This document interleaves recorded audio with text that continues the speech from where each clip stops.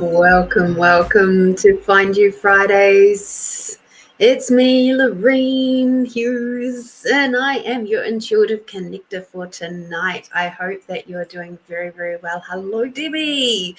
Lovely to have you with us. I am so happy to be here today. I am happy to be sharing this space with you and all of our other friends who come along for the ride today.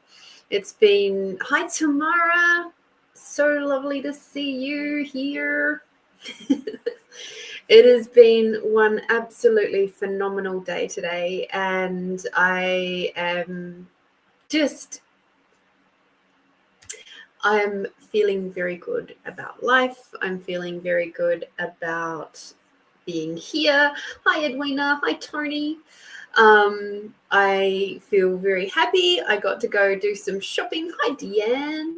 I got to do some shopping. I've been on the hunt for a crystal bowl dish thing, container of some sort to put my coffee grounds in.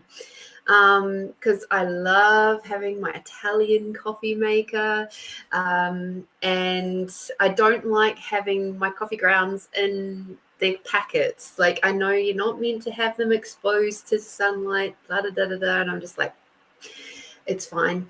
And today I had to send a whole bunch of stuff off to the op shop for some decluttering clients that I've had this week, and I ended up going over to a completely different op shop to the one that I put stuff to, which was more local to me, and went all the way over, like half an hour away. And that is because I was just like, okay, do I go to this one or that one? Because I knew it was going to be a Savers that was going to have something for me, because the other thing that I needed or required was some more drinking glasses. So this sort of thing. And I was having an issue with that because I don't like just plain glass. I am a crystal glass girl and have been for a long time. And when I got rid of a lot of stuff back around April last year, it turned out that the only drinking glass I left I have two of those left of a set of like 4, I think it was.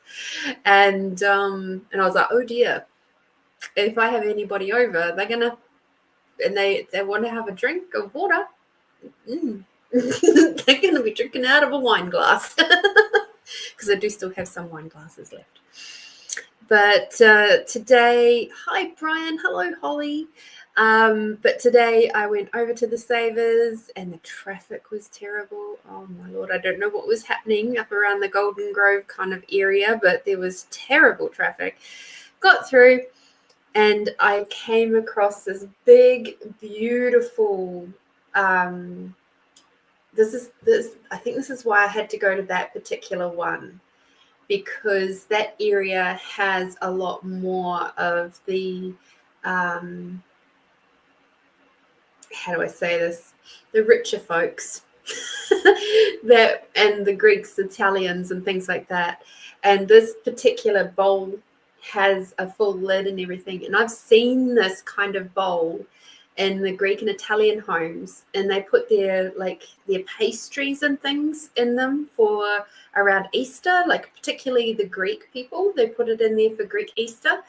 And yeah, that's a whole other thing. And all these funny things that I never knew about as a Kiwi coming from New Zealand. I didn't know there was a thing called Greek Easter. I didn't know about that. I didn't know they had special pastries and things that they covered in copious amounts of icing sugar. I know about it now, though. because of course I work all year round and with a lot of different nationalities and in their homes, and so I get to see these things, and they love sharing their produce with us.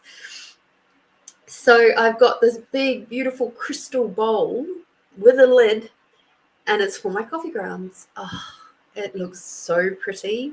And you know, when you just slightly tink the side of it, and it just goes ding, and it's just like so good, so good. And then I also managed to pick up some drinking glasses from there too, a set of 6. So yay. Doesn't take much to keep me happy, you know. It doesn't take much at all. Alrighty, so we have a few people who have already donated, because you guys are freaking amazing, and I get that you're very excited, and I love that. So I'm not going to jibber jabber too much longer. I am going to get the weekly reading sorted first. Who's going to go play for the weekly reading? Thank you. Oh, absolutely stunning, Melinda. And like, I tried to take a photo of it, and the only reason why I'm not showing you guys is because the photo, you just don't get a sense of the size of it. And it's like, I so want to show you. Actually, I just realized I can show you. I just have to switch that, because I sent it to a friend of mine, and I was like, in a Facebook message, because we actually went for a bit of a hunt. Not last weekend, maybe the weekend before, and and we couldn't find anything, but I was obviously not looking in the correct op shop, and I knew that it was going to be an op shop that I would find it in. So cool, I think, because lovely StreamYard has gone and changed some things so that I can actually cool. There we go. That's what it looks like. But like I said, the whole thing is like probably from my throat to the top of my head high. It's beautiful. Oh, Deanne. Wow. We will have to catch up. We will have to catch up. Yeah, so, oh, yes, definitely. Oh, Melinda. Yes, I love making my crystal glasses thing. I love having them. I just realized that my thingy's changed quite significantly. That's right, you can just see more of my room. See it bigger. That's fine. Yes, Debbie, I am aware. So yes, I have an interesting story around crystals. So while I'm shuffling these cards for this new season, yay, that's going to be easy for me to do. We've obviously got the new moon tonight, and we've had some really interesting energies coming up about the new moon. I'll come back to my crystal story in a moment. It's been a lot of clarity for people around energies that they're holding on to from past energy type stuff. And I find it fascinating because it's like there's things in particular in relation to relationships with others, you know, and for me, on a personal note, I've been definitely being very reflective in the last few days of what am I going to choose and how am I choosing to show up in relationship, whether it be work or personal or with my friends or whatever that might be, how am I choosing to show up? Am I choosing to show, and with the clients at work and things like that, am I choosing to be someone who is calm and collected even in the face of, being utterly, completely pissed off? Or am I choosing to just lose my crap and achieve nothing? Because then the other person gets defensive and, there's that push and pull of energy.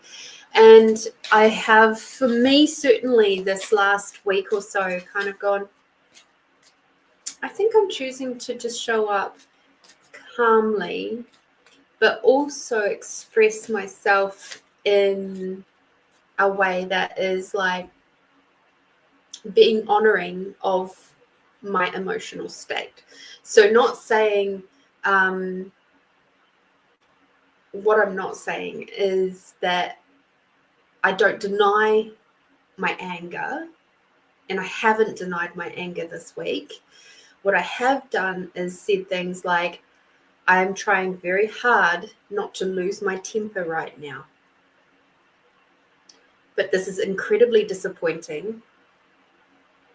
And it's frustrating. It's so frustrating.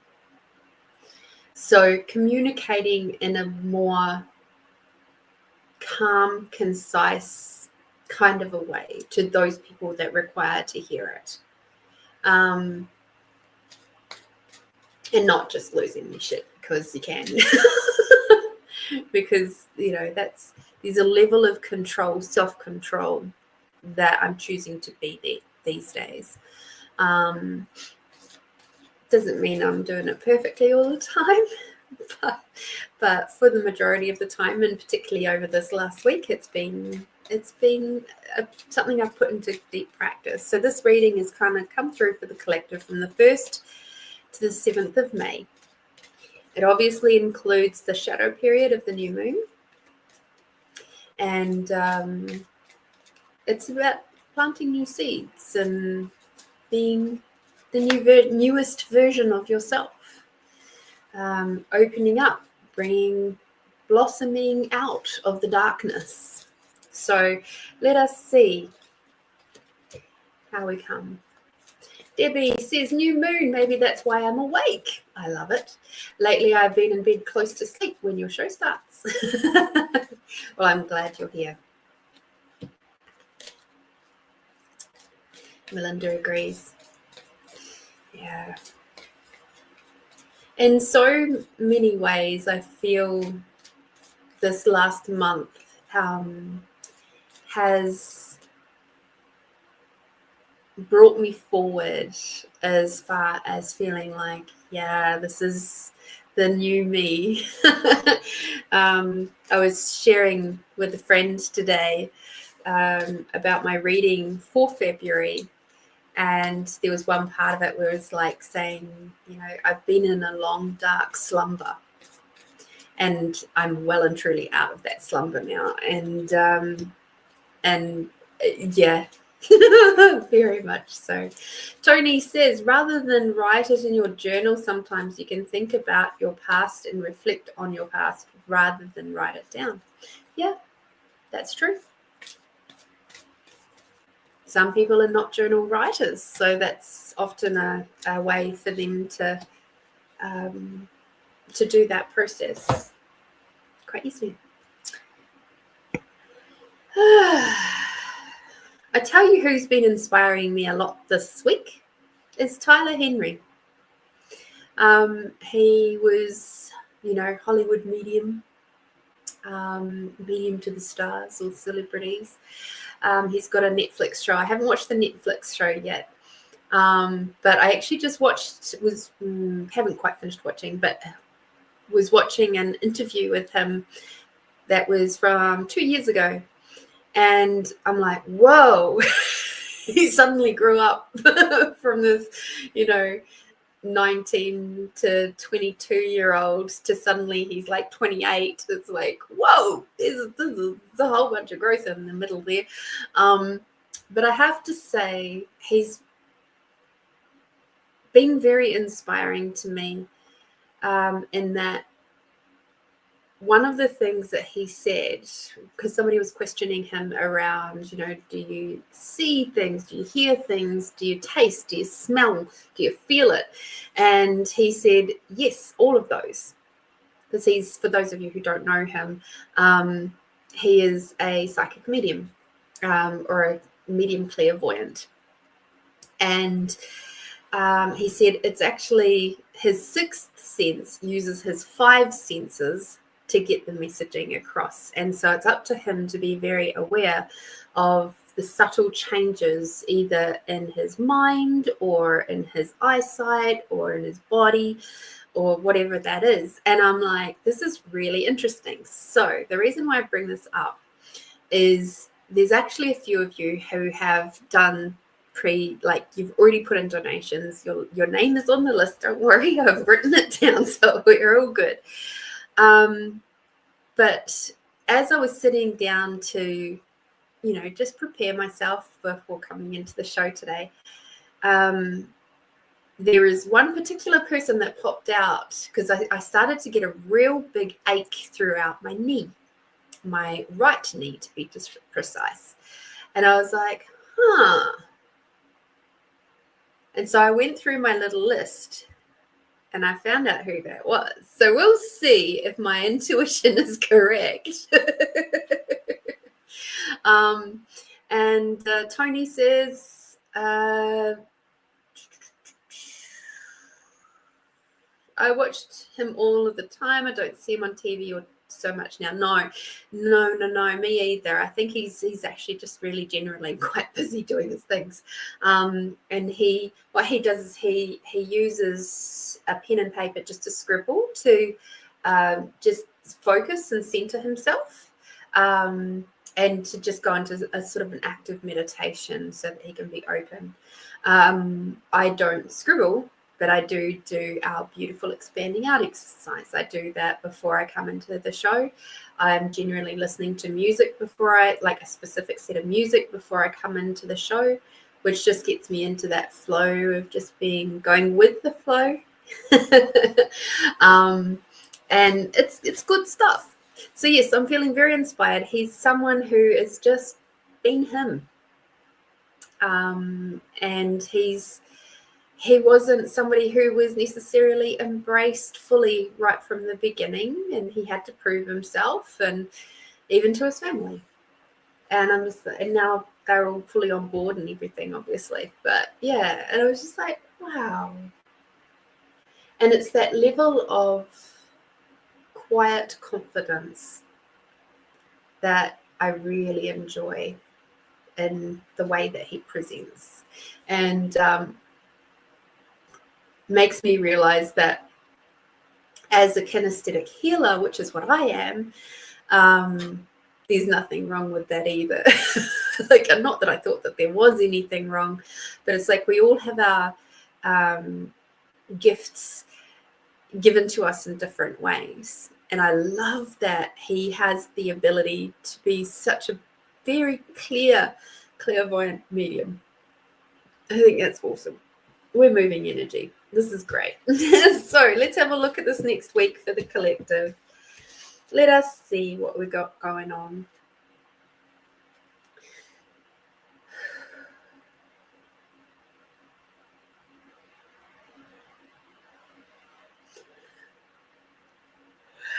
All right. So the first card that we've got is to nurture. It's about nurturing your inner child. It's about being nurturing to yourself.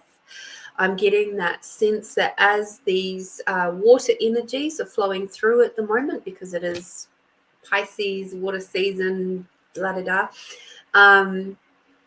there's a lot of self-reflection coming in. It's kind of like what I'm seeing is like a pool of water that's so crystal clear. Gotta love crystal. But it acts like a mirror.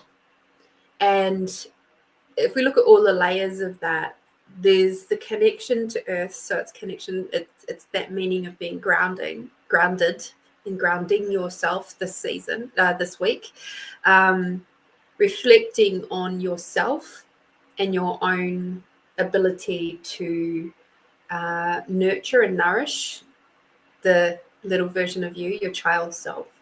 And also, it's about that emotional calmness. So the question I have for you is a collective. Is your pool of water, is it flat or is it ripply at the moment? Is it creating big, huge tidal waves? Is it sloshing about a bit? Like, where are you at with your journey? Where are you at with your emotional state right now? I know for the month of January, my pool was like a whirlpool. And every time I felt like one little whirlpool was sort of smoothed out, another one would pop up over here and it would start spinning. And that was definitely how my January went. February has been much calmer. So just be aware of where are you at with nurturing, the child version of yourself, your inner child. Where are you at with nurturing the adult version of yourself? Because we do talk a lot about, nurturing the inner child, but what about the adult version? Nurturing you, nurturing this gorgeous, beautiful body that you've got going on, that takes you out into the world to do all sorts of things and connect with others. Like, how are you nurturing that right now? The next card that we've got for the collective is clear your space. So when you think about, planting new seeds, right, which is what the new moon is all about, you have to clear away the space. You have to add that lovely, nourishing, nurturing, again, into the ground to be able to create the perfect growing space for the seeds that you are planting at this time to grow and to prosper. So I just love this. So the seeds that you're planting this week, we've got to clear some space out. You've got to get rid of some clutter. You've got to get rid of those points of view, belief systems. It might be physical clutter. It could be whatever it is. I know for me this week, there's been some emotional stuff going on. And in a weird, obtuse way, it meant that I had a whole bunch of literal plumbing issues going on this week. As soon as I got the emotional stuff cleared up, the plumbing issues cleared up. Could it have been a coincidence? Could they be linked? Who the fuck knows? But whatever it is, it's what happened this week. And so right now, wherever you're having issues in your life that seem to be something that somebody else could fix, have a look and see where does that correlate to something within you that's a bit out of balance, or it's not being nourished or nurtured. Or maybe if it's like for me, it was a plumbing water issue. If we look at the tarot, so the water is to do with emotions, right? So the tarot is the cups and water and emotions. So I was feeling a little bit disconnected. I was feeling a little bit dried up, so to speak. And so once I got that sorted, I was like, everything started flowing nicely. But it was like even the decision to have the conversation increased the flow just slightly, but not. It was still not to the point until I'd actually fully had that conversation. And it was like suddenly things were just like, woohoo, freely flowing again. Amazing, right? So be aware of the messages the universe is sending you that may seem completely disconnected or unconnected, I should say, from the other things going on in your life. What if they're not unconnected at all? What if it is 100% validating? whatever is going on in your world. The next card that we've got is clear cognizance. So pay attention to thoughts, ideas that come to you as they are your answered prayers. So again, pay attention to the synchronicities. Pay attention to those thoughts and ideas that are coming through, because the good, the bad, the ugly, and the awesome, they're all important. And I say it like that because we resist and react so much to the bad and the ugly. We only want to focus on the good and the awesome, but they're all important. All of them. Because even the bad and the ugly can be those moments of redirection that we require, where maybe we've gone a little bit off path, or maybe you're holding yourself back, and we kind of need those, we require those harder words, those harder messages, you know, those gentle little slap up the butt to go, you have to go this way, love. It's okay. But we're not going to let you go that way anymore. At least we're going to make it uncomfortable for you to do so. So that is definitely something that's going to be popping up this week. Okay. And towards the end of this week coming, if you do the work, if you do that clearing of the clutter in your world, whether it be energetic, emotional, physical, whatever it is, mental, victory is yours. We always like a lovely little victory card, don't we? And it says your prayers have been heard and answered. Have faith. And the biggest thing there is to have faith. It's that knowing that you're going to be okay, even if it gets a little bit rough. So it's kind of like when you're in a plane, right? And you get that moment where there might be a little bit of air turbulence, but you still have the faith that you're going to get there okay. Everything's going to be fine. And we're bringing up some stuff for people today already, and it's only the weekly reading. It's lovely. Have faith. Have faith. And stop doubting yourself so much. And or the process. Okay. Let us have a look at our quick little yummy card.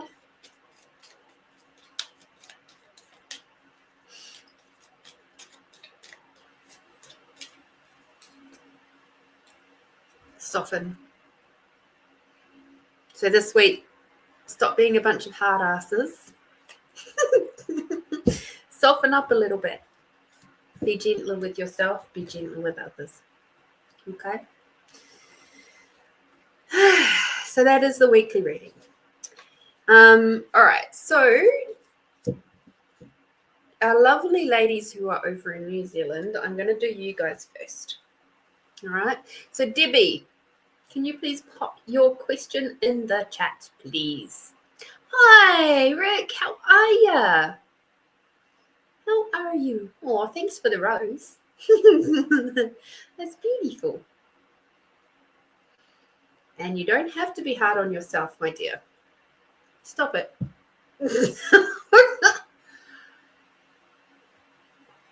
I recall something from, what was it? It was a comedy sketch. And I can't for the life of me remember in this 10 seconds who it was, but I just remember the therapist was there and basically gave the prescription of stop it. And because the client, and I can't even remember if it was male or female, it may have been both, where it was like the client, the patient coming in, but it's this whole thing about just stop it, just stop. Oh, but stop it. And I'm sure there's maybe somebody here who remembers that skit, but it was week. If you're starting to go into self-doubt, stop it. When you're going into judging, stop it. When you're going into blaming other people, just stop it. When you're going into judgment about your body, freaking stop it. Just stop. It's a choice to be that way. It's not an automatic given that you're going to be that way. Just stop. The greatest thing that you have control of in this life is your mind.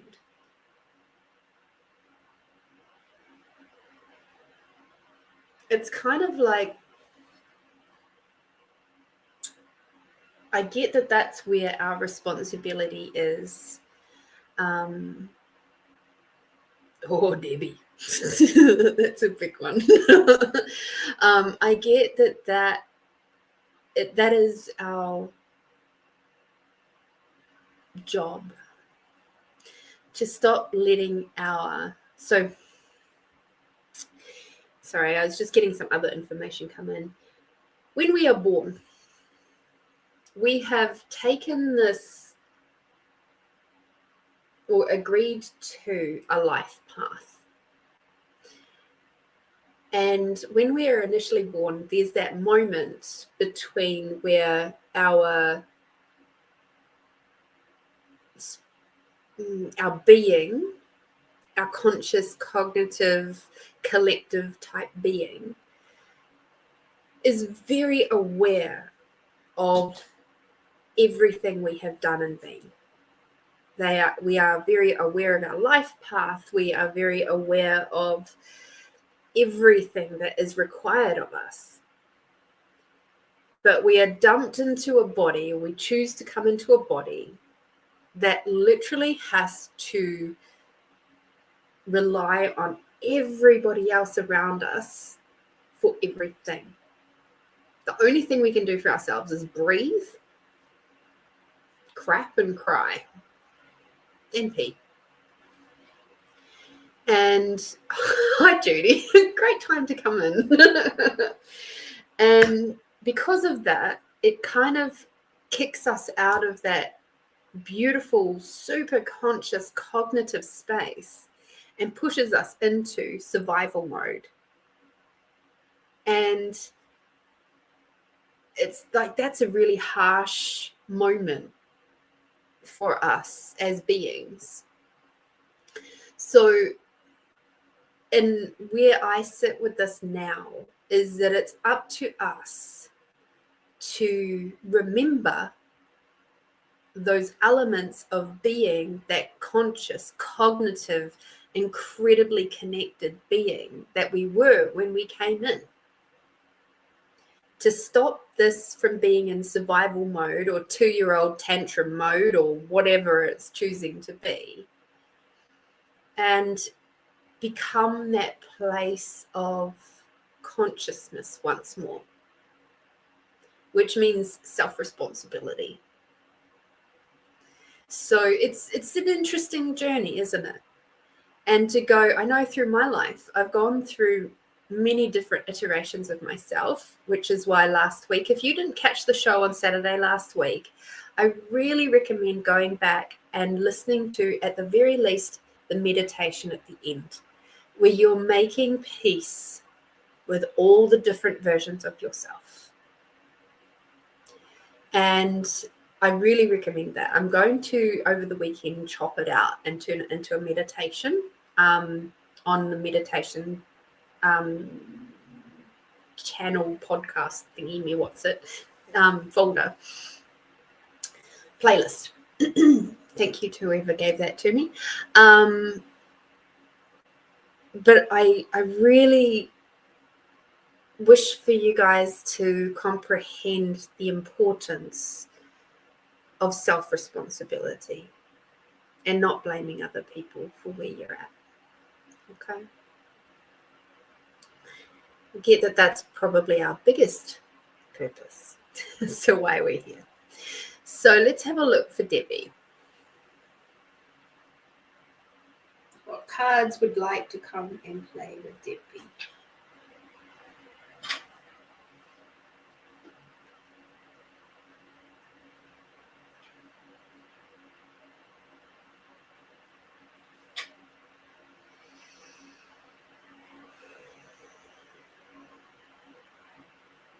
Oh, by the way, Debbie, you're the one with the knee funny thing happening. Would that be correct? Your right knee, a tension across your right knee. That's what I was getting for you.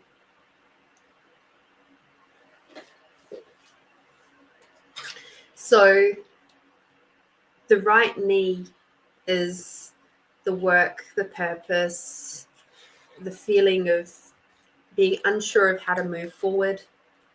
So even if it's not a direct correlation, as in I'm achy in my right knee, the energetic connotations is that you are questioning your place and space in the world. And that's totally understandable.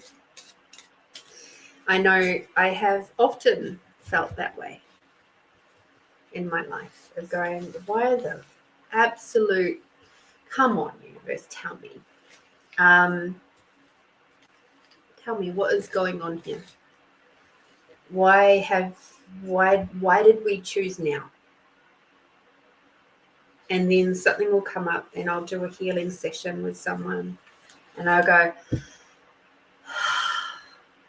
that's why. That's why. So I'm just doing a table shuffle of the tarot. Tarot has been nudging its way into my awareness a lot lately.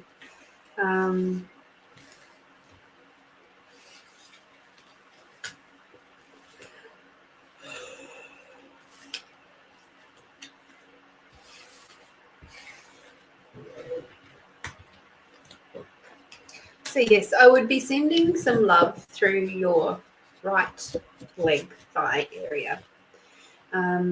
Just with that, I'm just going to pause that for just a moment.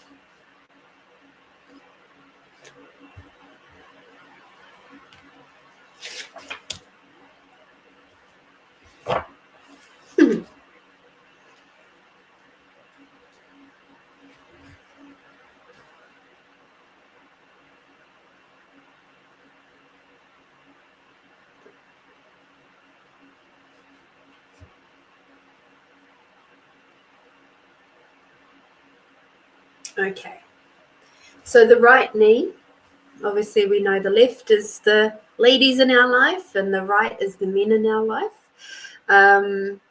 And also the left is to do more so with home and relationships in that sort of like homely type of sense, whereas the left is also to do with like the past type stuff, whereas the right is to do with the future, moving forward. So it could be like difficulties in moving forward in your career, limited thinking, where do you not want to bend in your life, and a fear of failure. There could also be issues with a family member, a male family member, or significant male in your life. So good old Ina Cigar. Emotions to work with are anger, control, criticism, resentment, and stuckness. And the colors to work with are green, pink, and orange. All right, so let us have a look. Hi, Catherine.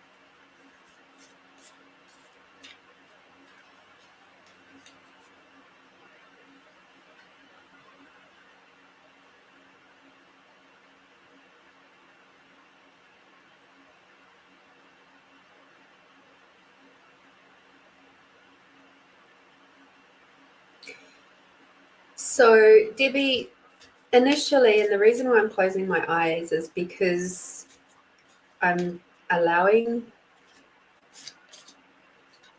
the other images and things to come through. And the image that I was getting that was sort of starting to tug at me, which is why I closed my eyes and just sat still for a sec, is there's an image there of you with your laptop and you're helping people via your laptop. There's a huge amount of creativity happening in there, but it's like it was feeling more like you're doing this from the comfort of your own home kind of a deal, rather than, so this is sort of like maybe in the immediate future. Where is that heading? I definitely see you helping people, but it's going to be in a way that is in more of a creative sense, rather than, being a counselor or anything like that. That wasn't the feeling that I got from that.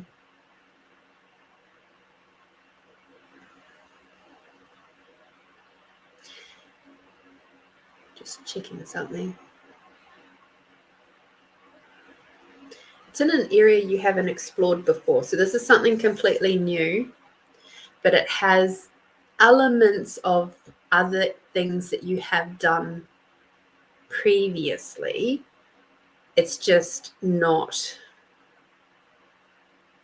So like, don't be thinking you've got to fall back on things that you've already done. This is something completely new for you, that it's almost like you've been in the training ground to, like, a little bit of this here and a little bit of that there and a little bit of that there and a little bit of that there, and all of those different elements are coming together to be this particular thing of what you're going to be doing moving forward. What does that look like? I don't know.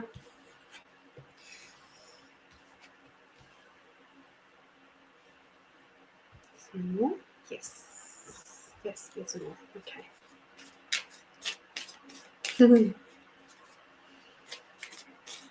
That's funny, Rick. G'day, JJ. I know you're talking to Judy. And I love that.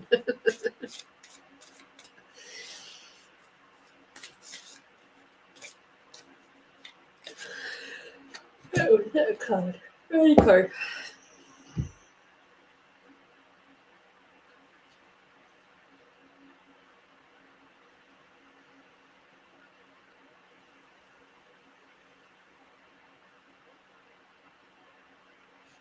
All right. So to start off with, we've got the Three of Cups. Now, we know that cups is water, is emotions, and da-da-da. But what I'm actually really getting from the Three of Cups is this is going to be a collective project. So while you'll be at home working on your own, it's the coming together with others that is going to help you to refine what this project is. And so being able to work in conjunction with two others. Truth, is it more than two? No. Is it two? Yeah, one or two other people. And this is going to be the thing that is going to help move you forward. Truth, will it be an administrative? Yes, there's some administration type roles in there for you. But I'm also looking at this as being like it's going to be a super nourishing and nurturing and sort of upbuilding venture. There's still going to be a bit of hard work in there.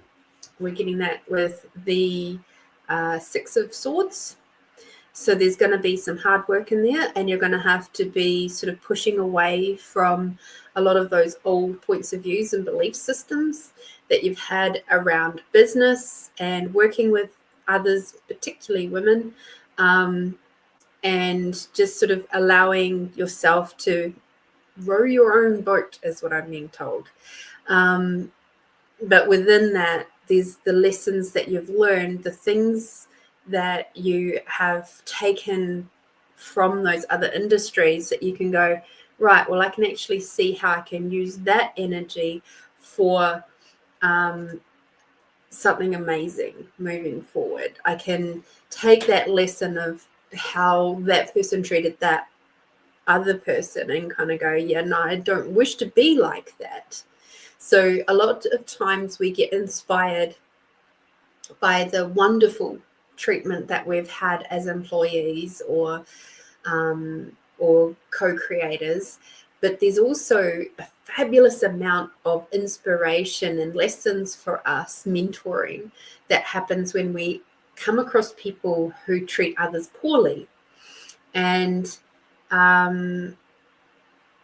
so it's like we go, well, that's something that I don't wish to be, and I don't wish to have in my world, and I don't wish to have that as my management style.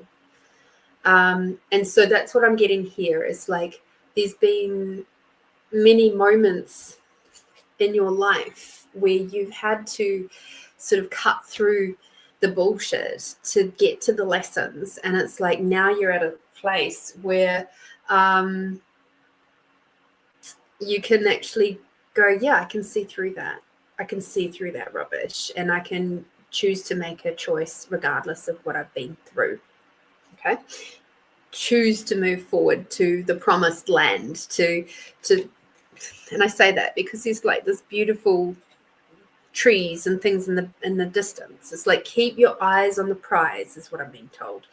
And the prize is working with this collective, this combination of like two other people and you, to make that grouping of three, so that you've always got somebody, or you can hold each other to account.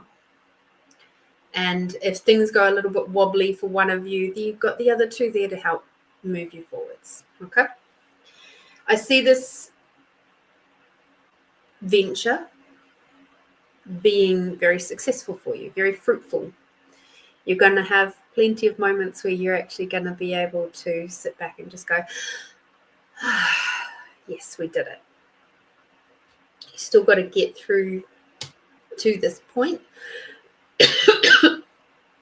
But I do get a sense that it will be very fruitful for you, this new venture that's coming up.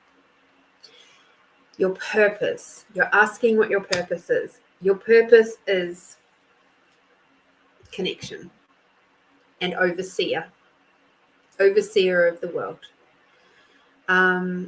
You are here to connect people to others, but to connect the energies. There's a spiritualness to what you're going to do, but it's going to be hidden slightly.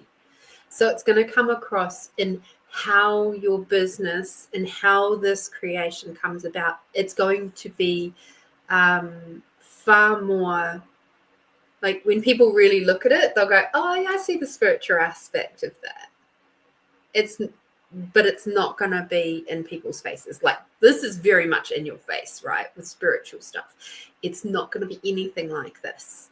It's going to be something that you're going to apply the principles of spirituality, of kindness, of compassion, of nurturing, of nourishing, of building people up, of helping them to stand strong. And it's like, it'll be done in a way that's really accessible to anybody. Anybody who seeks out this, you'll be able to do it. Now, I get the sense that you will be, like I said, you're going to be more behind a computer. It's going to be more about that administrative type role, potentially. But still, you will be working with others. And it's going to be, you're doing that sort of the connector type role. So your purpose is from what I can see here, to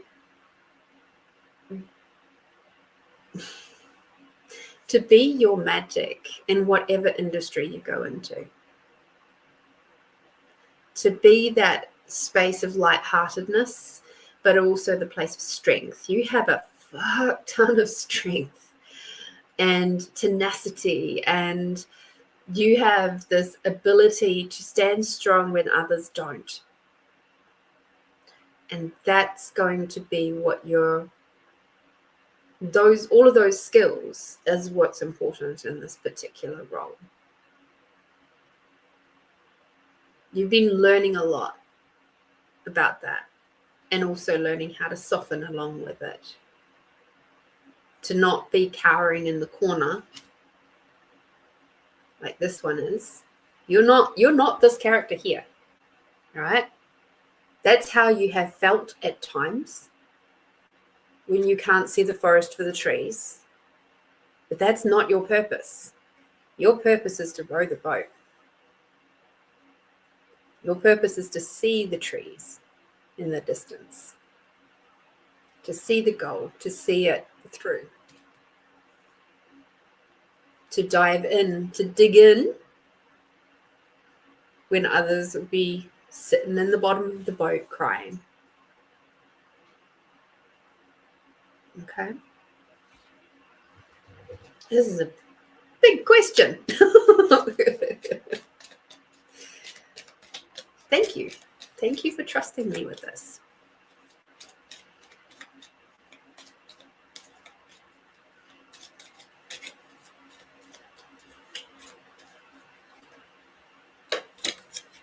Couldn't have.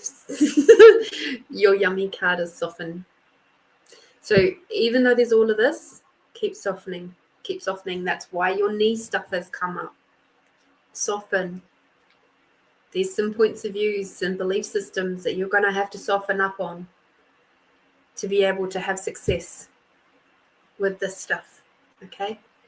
I literally didn't pick that up. I didn't do that on purpose. That's your team. All right? So please allow yourself some compassion. Be open to the opportunities, because there's something pretty big coming your way. And you're already been in the training grounds for it anyway. So every single experience that you've been through and done, it's all been helping you towards this.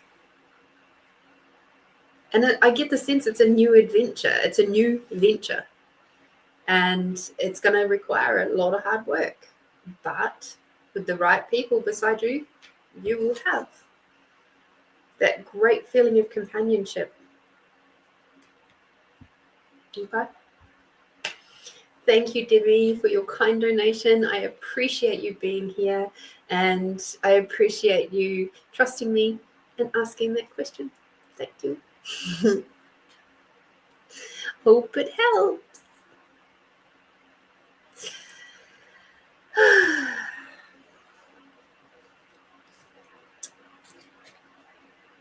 You're welcome. Miss Tony, I would love to hear what your question is, please.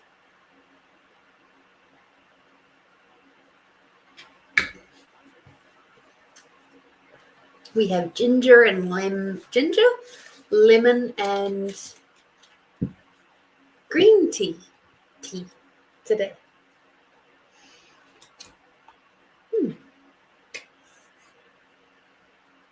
Talking of row your boat reminds me of a drunken night. Now that sounds like an interesting story. All righty.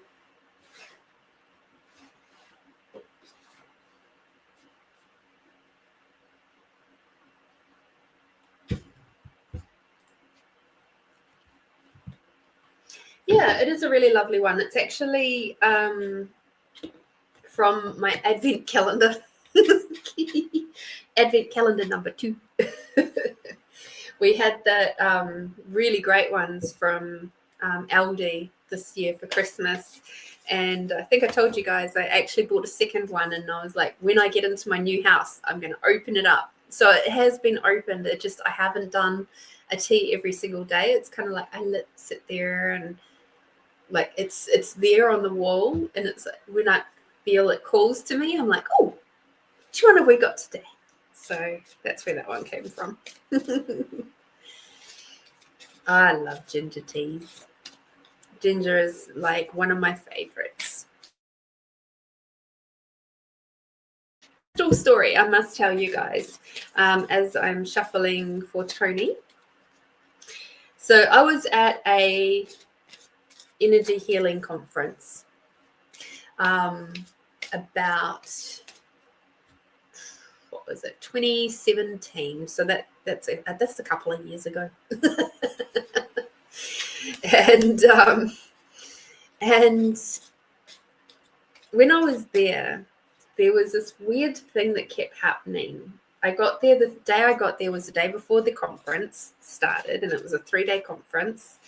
And I was visiting some friends, and they were staying, so this is in Noosa, and they were staying at this like sort of beach chalet type thing.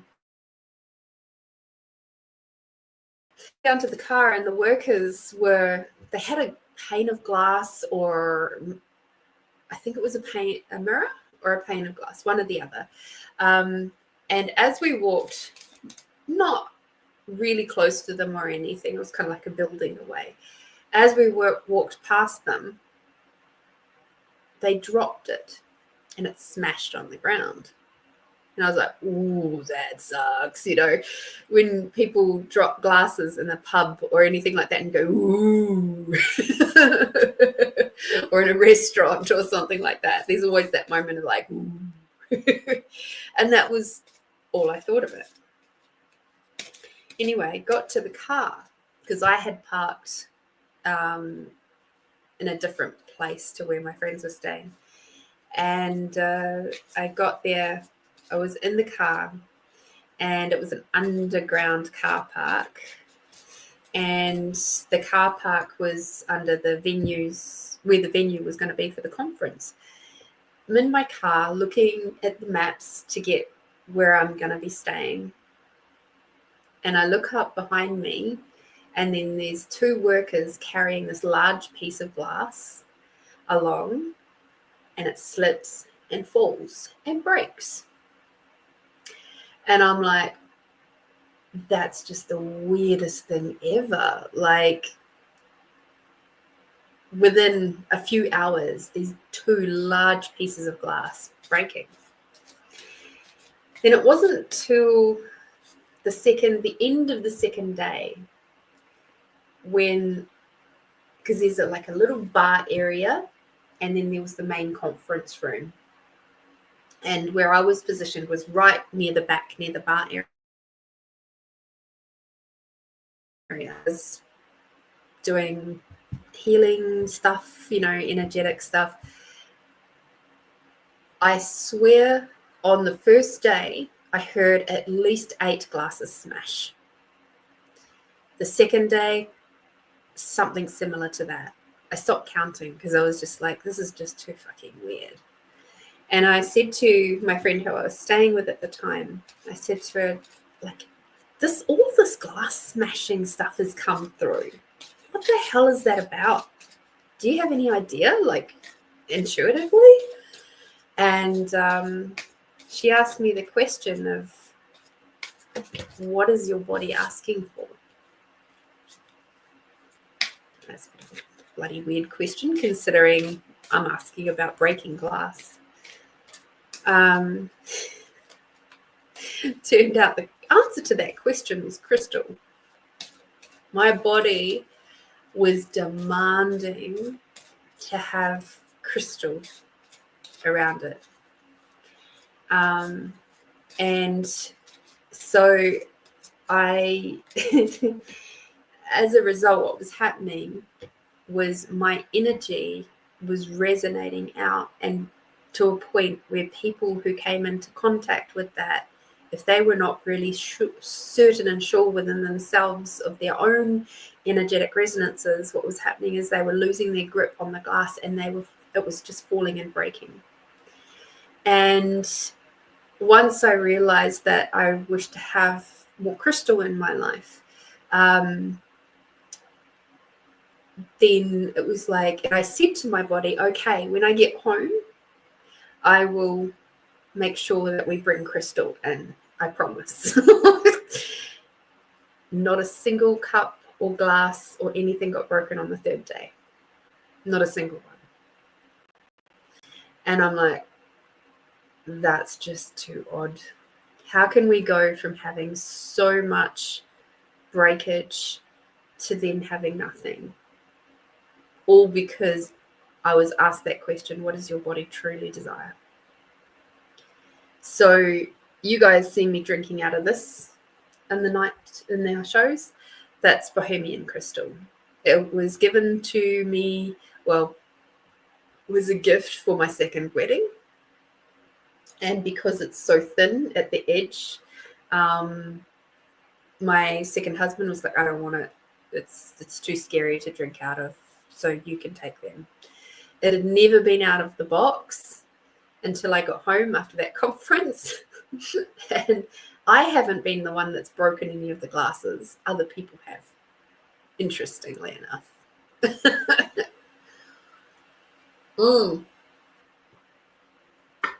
Super weird and interesting. All right. So the plumbing story from earlier, if you're around for that one, and the crystal story, I have a very strong connection to the things around me. And that's a part of my self-responsibility. If I have to make sure that my energies are very clean and clear and flowing really nicely, because otherwise the things around me are going to start fucking up. And it comes through in those weird kind of ways, like my plumbing not flowing properly, having no water for 2 days this week. Yeah, that was great. Or 2 mornings, I should say. And all that glass breaking. And growing up, it was really weird, because growing up, I was always considered the klutz, because I was constantly dropping things at home. So when it came to cups and glasses and things, we had such a mix-matched collection, because I kept dropping stuff when I was doing the dishes. And I realized it's because my body, even way back when I was a little kid, was asking for crystal, because I never ever broke any of the crystal. Never once. You know, my mum would have her drink of wine or whatever, and she'd have her crystal glasses. I never ever broke a crystal glass. But I would break the other normal glasses. So there we go. Interesting stuff, right? Okay, Tony, your reading. We have the sacral chakra to start off with. So it says you're highly sensitive to chemicals, additives, processed foods, and energies right now. Respect your sensitivities by avoiding harsh items, situations, and relationships. Interestingly, there's actually a card that's here but not here. And it kind of semi-popped out, but then it went back in, and it was the vegan card. Vegan vegetarian. So it's kind of like an invisible card sitting here, because I've realized that's a part of what this is talking about. So be aware of what foods you're consuming right now. If you're having a lot of sweets and things like that, it's going to be, I'm getting the sense of having like a bit of sinus stuff popping up. If you have too much chemicals and like additives and things like that, it's like it just creates a bit of an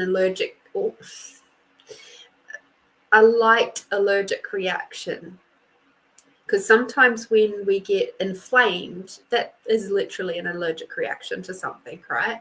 So that's what I'm sort of getting for you right now. It's like, be aware of what you're consuming. Obviously, there's certain areas of your life where it's difficult for you to control that. But of the stuff that you can control, be very alert. Like, cakes and things are great, but they might be contributing to a little bit more thick mucus in your nasal passages. And I'm getting a real sense of, like, that not so much sinus, but back where your nose meets the back of your throat, in there, like a little bit of like stuffiness. And it's like, just be very aware of the chemicals and things that you're taking, and how they might be interacting with each other too. But particularly around your food consumption, being very aware of what's coming in.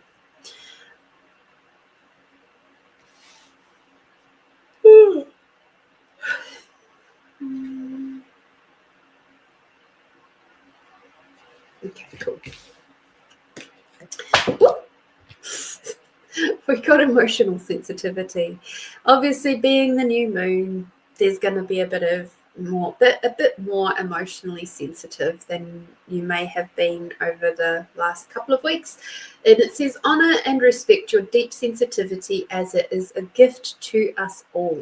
So what I'm seeing with that one is actually everywhere that you are making your emotional sensitivity a wrongness instead of a strongness, please be aware that it's important information, and that you're also, because you're surrounded by so many people every day and all the times of the day, be aware of where you might be taking on other people's energies a little bit too much and not just letting them flow straight through. So doing that beautiful expansion exercise and making sure you do that daily will really help you to remember who you are and what energies are yours and what are not. And if you are feeling a certain way and you kind of like going, I don't understand where that's come from. Like, I was perfectly fine when I woke up this morning and now I'm in tears. Like, just ask those questions. Truth, is this even mine? And if it is at all heavy, it is not yours. And you can ask for that to release back to the person with consciousness attached. Okay? And being where you are, we do it every time with the with our meditations and stuff. So it's just basically expanding out your awareness, and then you expand out your allowance beyond that. Okay. I love it. You guys just did that. Thank you. But it is a gift. And in so much as, if you're aware of somebody in the area that you're in who is unbelievably sad, they're lonely, they're grieving, but nobody's checked in on them in a little while, and you're aware of it from where you are, what if that's a way for you to be able to go, hey, when you spy somebody walking past, you go, hey, can you go check on do Mary Jane 3 doors down? I get the feeling that she might be a bit sad. So you can start using your gifts for your emotional sensitivity and your awareness of others to be a contribution to them, even though you are where you are. Okay? It's a gift. And you don't have to get swept up in it either. You can just let it go. It's okay. It's okay to not do that. I get a lot of people out in my work when they find out that I do the podcast and I do energy healing and stuff like that. And they go, oh my God, do you pick up on anything here in my house? And I'm like, no.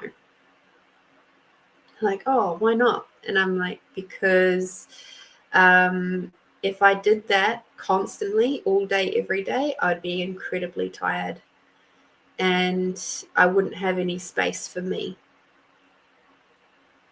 So I have boundaries and on when I will do those sorts of things. Podcast is one of them. Healing sessions is another. And any other time that I ask for it. I have office hours so that I'm not bombarded. So my office hours, my parameters of when information can come through is 30 minutes before a session begins. If I'm doing a session either in person or online, I have a boundary of 30 minutes beforehand. Information can start coming in from the spirit teams or from the person themselves, but otherwise, no, you cannot. The other thing is when I'm sleeping, even if I'm having a little 10-minute rest, that's a time that they definitely cannot come through, because there was a case where I'd done another energy healing course, and it was to do with entities, and I was waking up in the middle of the night, half off of my bed, because I was bombarded with the entities trying to communicate with me in my sleep. And I reached out to a facilitator and they were like, well, you could use these, opalescent light and blah, blah, blah. However, are you being the master of your life, or are you basically being at the effect of your gift and your capacities? And they put it slightly differently to that, but I'll say it like that. And I realized that I was not being the master of my capacities. I was basically being the bitch of them. So I had to set some very specific boundaries. It was also because my body was trying to catch up to where my capacities were at, because my capacities had grown so massively and my body was still trying to catch up to where that was. So the entities and stuff took advantage of that, which is just fabulous. I have very specific office hours, and I have to be very aware of if I start getting certain entities or whatever starting to crop through when they're not meant to. It means that my capacities have grown, but I haven't reaffirmed those boundaries. So it's a valuable skill and a valuable lesson. Being where you are, Tony,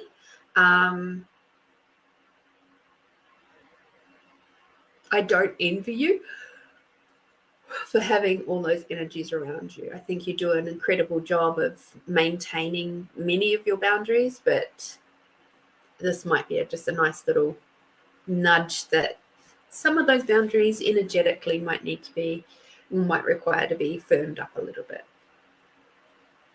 We've also got workshops and seminars for you. So is there a course or something that you're considering doing? Some branch of learning that you haven't dove into yet? Because I get a sense that there's going to be something that you're going to start looking into, being interested in,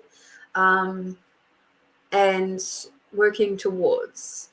So if that's at all relevant for you, do it by the sounds of it, because your next card is visualize success. And I get that there's something that's either you've already lightly touched on, or it's coming really soon. As far as another course, a qualification, something you're going to learn, obviously online, that you'll be able to dive into, and or have a look and see if there's anything that you've always kind of gone, I wish I knew more about that, and see what pops up. So that's what I'm getting. Whatever you choose to do, though, you're going to be successful at it. Okay? Especially when it comes to this whole new branch of learning for you. I don't get a sense that you're going to be necessarily teaching it. It's about absorbing this information right now, and putting it into practice in your own personal life rather than necessarily with clients at this point in time. That can totally change, though, in the future. So I'm just saying that.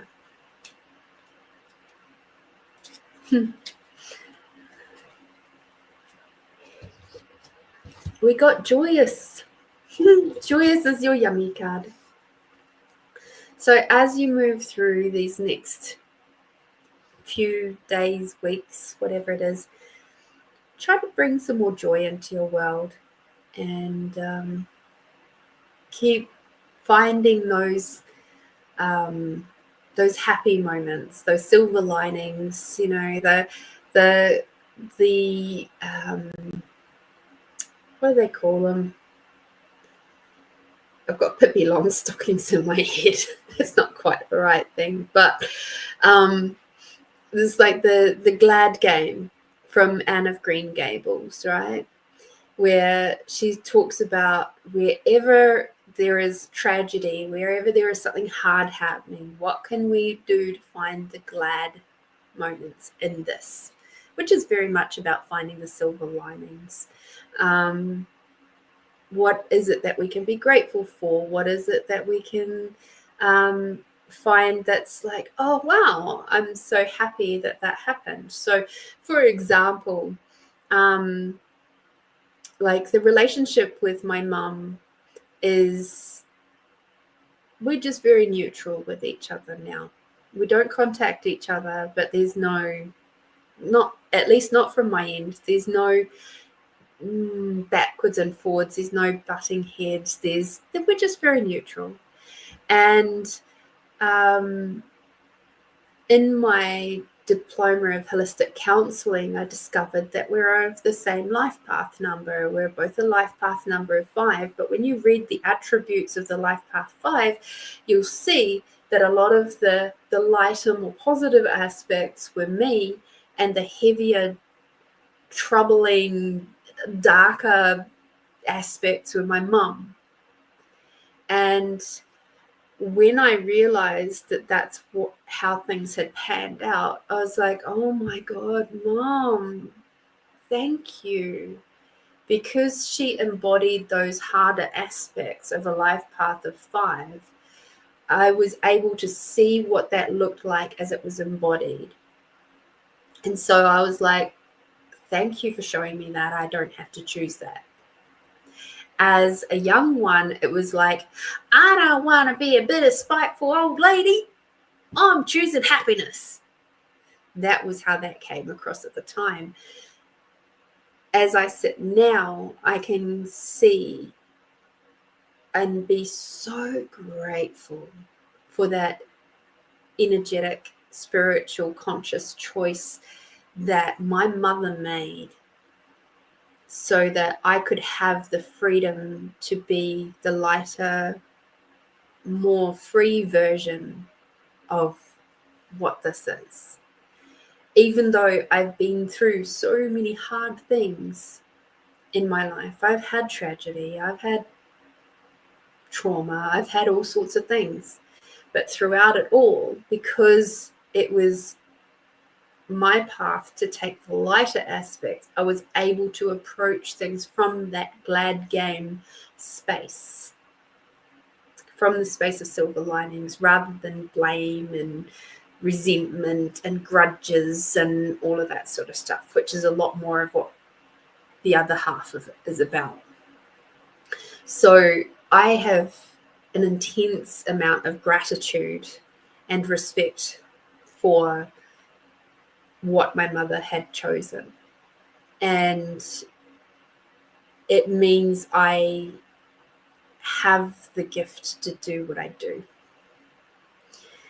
And that is both here as well as out in the community, in my work life, all of that sort of stuff.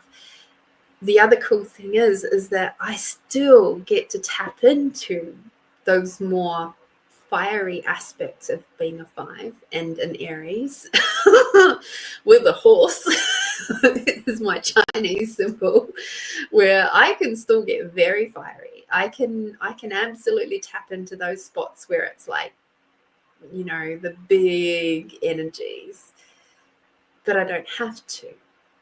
And that's not my default. And that's pretty cool. So yeah.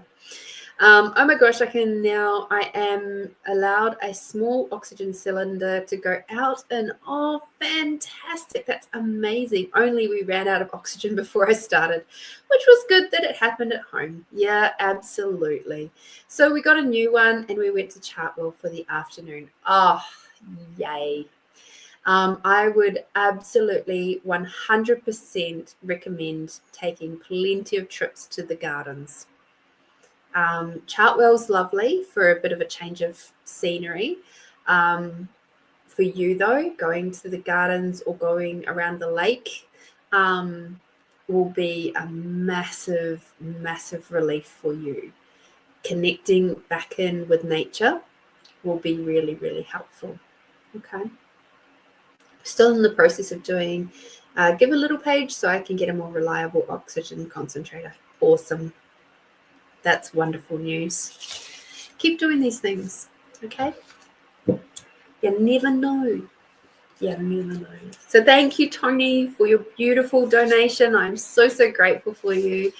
You're literally helping to keep the show running.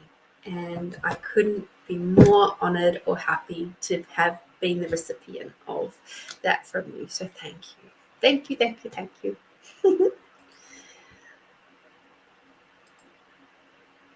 And yes, I know you've been just recently. Go again. There's lots of parks and stuff and spots where you could go even down to the river. There's loads of places that you could go that are within easy distance. Considering you can, take a car there and stuff. I remember when I was a sales rep in Hamilton in my last year, and there was a few spots that I got to go just down to the river and eat my lunch and stuff like that. So yeah. Tamara, my dear. Tamara, if you're floating around still, I would love to have your question in the chat, please. Moving energy already.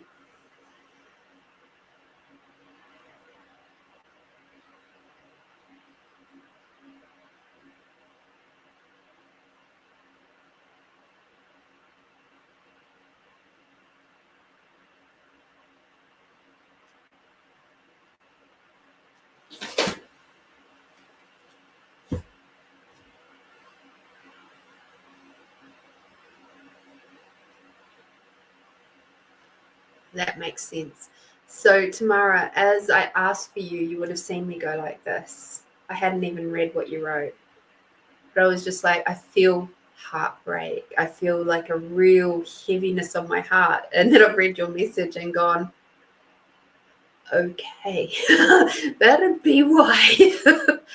So, for those of you watching, Tamara lost her mum last week. She's incredibly sad, but it was definitely her time to go. The timing feels significant for me too. What do I require to know about this, please? First of all, sending you loads and loads of love. When somebody transitions, it's hardest for those left behind.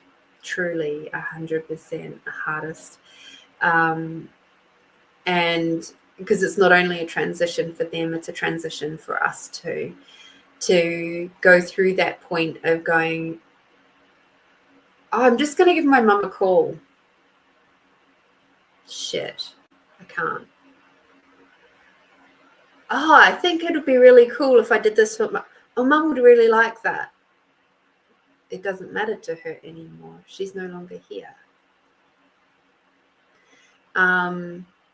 So those sorts of things are very, very difficult. And it takes a long, long time to be okay with it. And it'll take as long as it's going to take for you, regardless of, where she was at with her health before she went. It doesn't take away from all those other years in your life with them. I mean, obviously, you knew your mum your whole life, So just sending you so much love and peace at this time. It's a big one. It's a big one. You lost your dad 22 years ago. Oh, he must have been very young. Wow. And young for you too. That's rough.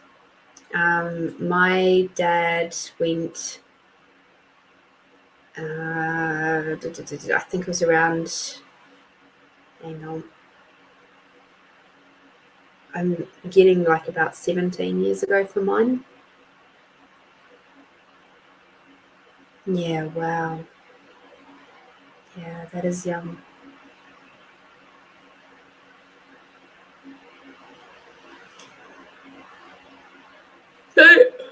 Sorry. Tamara, have you noticed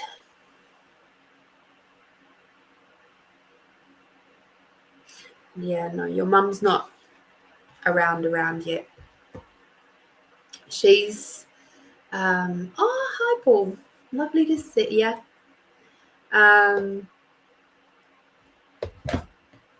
Yeah, I was just thinking, long time no see. So when we transitioned, the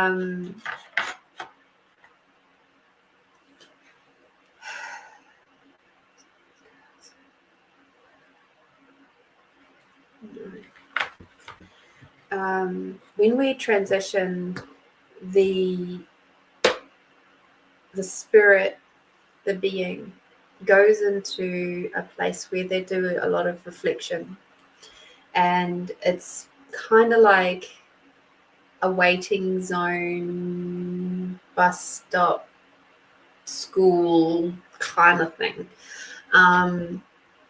So they go up there to have that period of time to reflect on their life, of where they've got to, the interactions that they have, whether they completed all of the tasks that they set out to do in this particular lifetime, from a conscious collective energetic sense, the things that they wish to experience in this lifetime, whether it be, I don't know what pain feels like.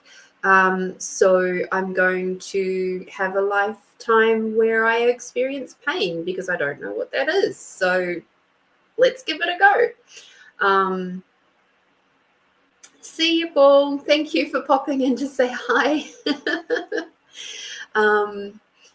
Because depending on how many times we've reincarnated, depends on whether, which sort of experiences we ask to have in this lifetime. And so it is a life review, absolutely. And so we go into a space where we have this review time. For the people left on the living plane, it's probably the hardest time, because or the hardest space, because they've gone from having their person embodied and you can still feel them energetically, and then suddenly you can't even feel them energetically. There's a nothingness there, and it's like you really have that sense of emptiness for a while, but they will come back. Those that are meant to and wish to look out for you, look after you, connect back with you, they will come back through. There was one house that I lived in, and it was a deceased estate, and I got a sense that there was an older lady still kind of floating around. And after asking some questions and stuff, I discovered that yes, it was actually the lady who used to live there. And she had gone off to hospice to pass away. So she didn't pass away in the house, but she was still very deeply connected to the house. She had, been, I don't know that she got married there, but she'd certainly raised her children. Her and her husband had been there for a long, long time. And after doing her life review, she obviously transitioned through that very quickly, because she came back to the house and she was like, I have to be here for the firsts. I have to be here and floating around, not necessarily in the house, but around my family for the first Easter, for the first birthdays, for the first anniversaries, for the first Christmas. I have to be here. I have to float around for a little bit. And this is kind of like going to be my home base, but I won't be here all the time. And then I found out when she'd passed away, I can't remember now, but it was interesting because after the month that she had passed, I no longer felt her in the house anymore. She was gone.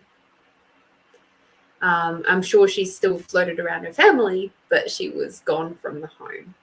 She didn't need to be there anymore. So that was an interesting moment. Just looking to see.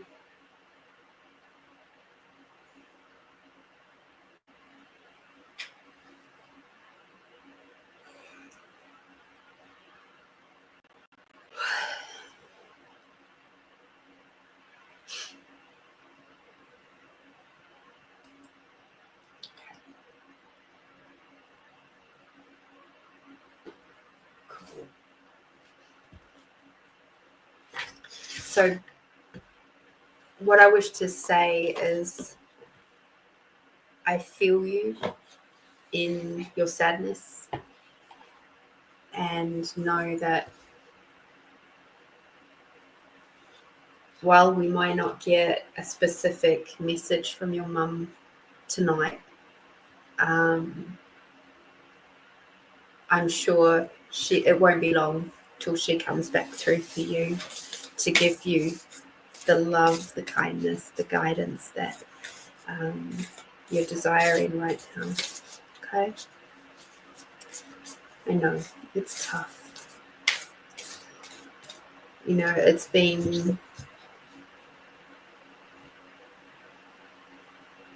It'll be coming up 11 years this year since my granddad passed, and I had a very, very close, deep connection with my granddad. It was actually his birthday yesterday. So happy birthday again, Granddad, for yesterday.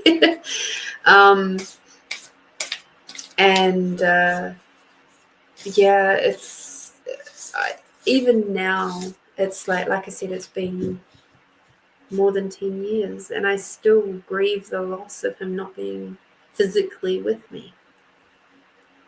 It's like there's times when I'll be working on some sort of woodworking thing, and I'll go, right, Granddad, I'll talk to him. And I'll say to him, right, Granddad, how am I going to approach this one? How do I fix this? How do I make this work?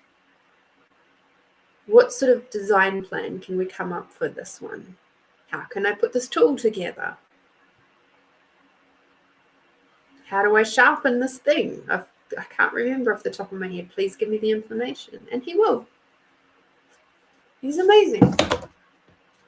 But he too had to go through that period of time where he was not around. His funeral was funny. He was around for the funeral. And then he buggered off for a while. But it's because he passed away on the Thursday and his funeral was on the Saturday. So he was still very fresh. He still wanted his beer or a cup of tea. It was funny.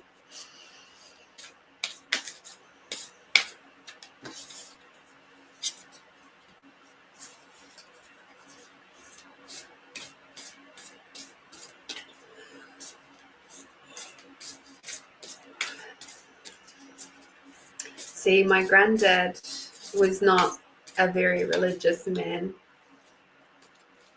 He didn't deny it, but he wasn't exactly a religious man.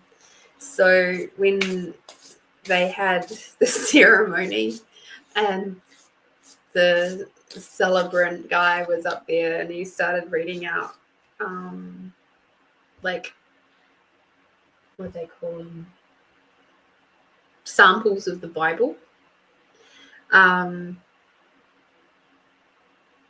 And he, in my ear, said to me, can we get done with this religious mumbo jumbo? I just want a cup of tea or a beer. And I'm sitting there and I'm like, oh. And then I've like giggled to myself. And then I've told the family friend who was sitting next to me, and she cracked up laughing. And then she told my granddad's sister, so my great aunt, because the three of us were sitting together. And then she cracked up laughing because the three of us all knew that was granddad, like 110%. There was no way it was not him. And it was just like, he was just like, I don't care about this religious shit. Like, well, he never said shit, but the religious mumbo jumbo. He's like, no, I just want a cup of tea and a sandwich or a beer or whatever. Let's get on with it. He's a cracker. Absolute cracker.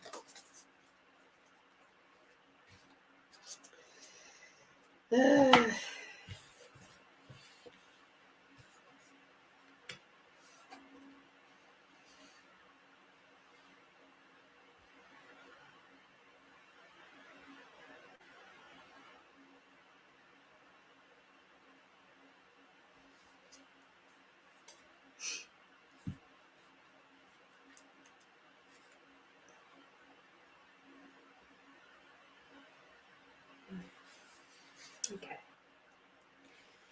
So you asked what you required to know.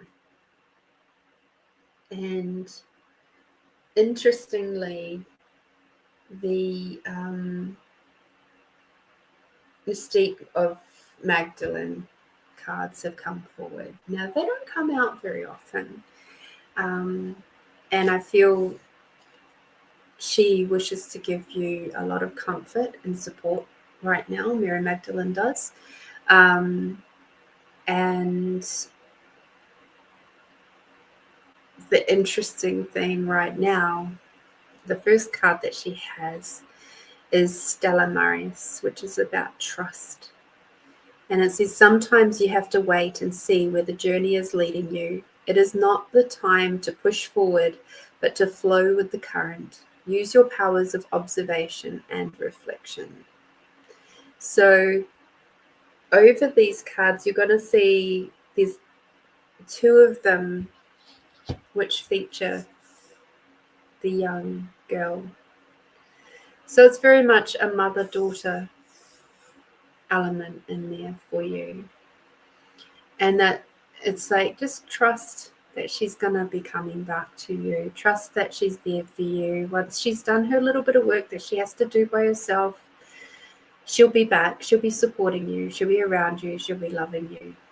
And in fact, she'll be doing it even better than what she was before, simply because once she's up in that space, she's not coming from those worldly ego boundaries, restrictions, and stuff like that. They're far more conscious and cognitive by the time they go through that little bit of review and then come back.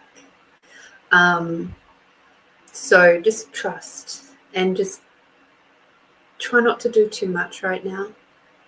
It's okay to just kind of go with the flow, cry when you wish to cry, eat when you wish to eat, sleep when you wish to sleep. I know, I get the sense that, you know, it was a bit of a longer illness that she went through. So it's, as you said, it was her time to go, which is usually an indication that there was a lengthy illness there.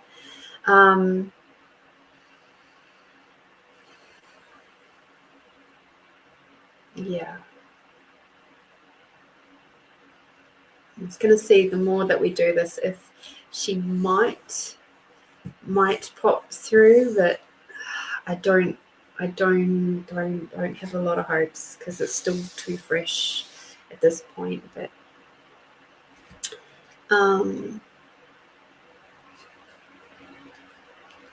that's the message I got today. She said she could guide and support me now in a way that she never could in the physical world. Yes, exactly.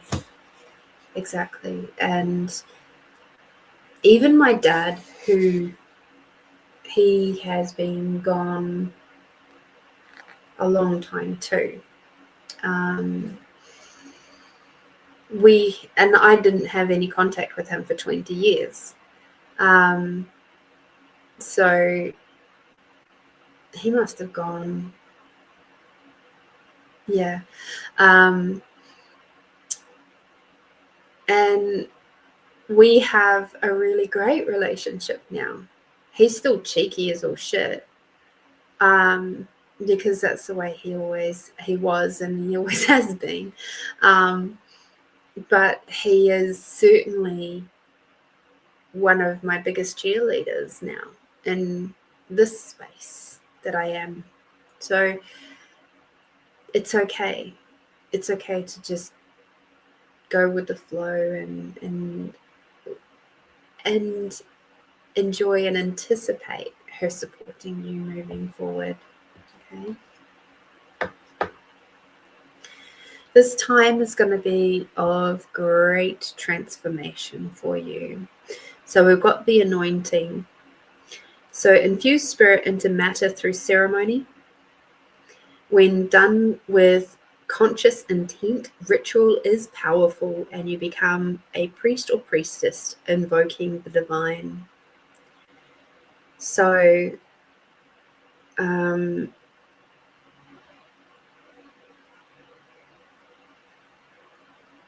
with this, I don't know if you have a special place for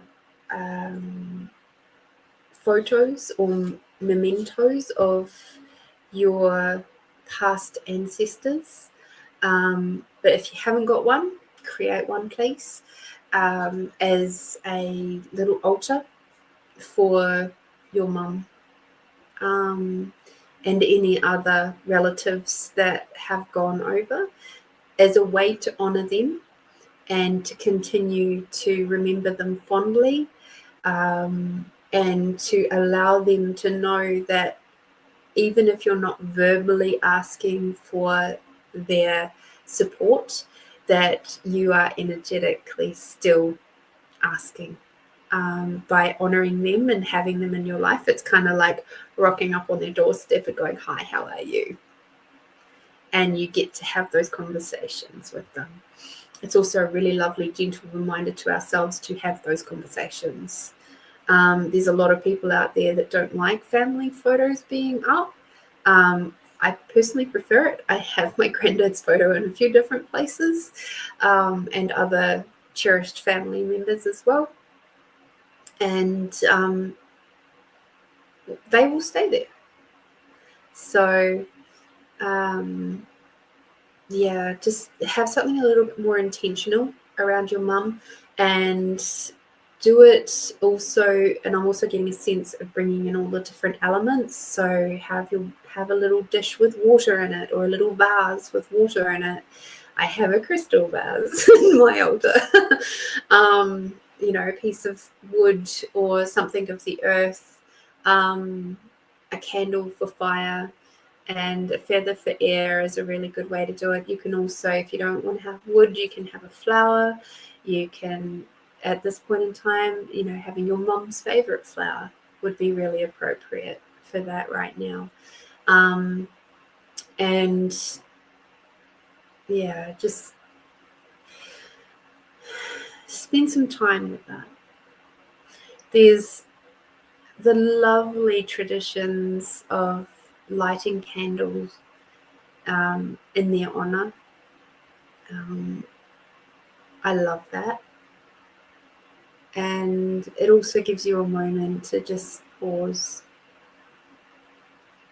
and honor your transition through this grieving phase as well. That's really, really important. We've got our next card, which is the calling. And interestingly, I see we have Mary Magdalene once again, with this time with two young ladies. So it says, you are beckoned.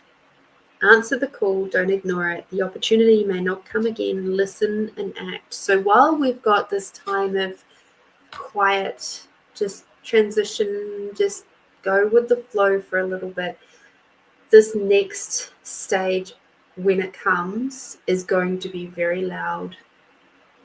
And you're going to all of a sudden go, shit, now it's time. It's time to get moving. It's time to do stuff. It's time to, I get this is a career thing, creative career type element. It's like when your mum comes back through after she's done her little bit of work, holy crap, things going to change. Like it's almost going to feel like overnight you're going to wake up and go, okay, I know this now. Now is the time.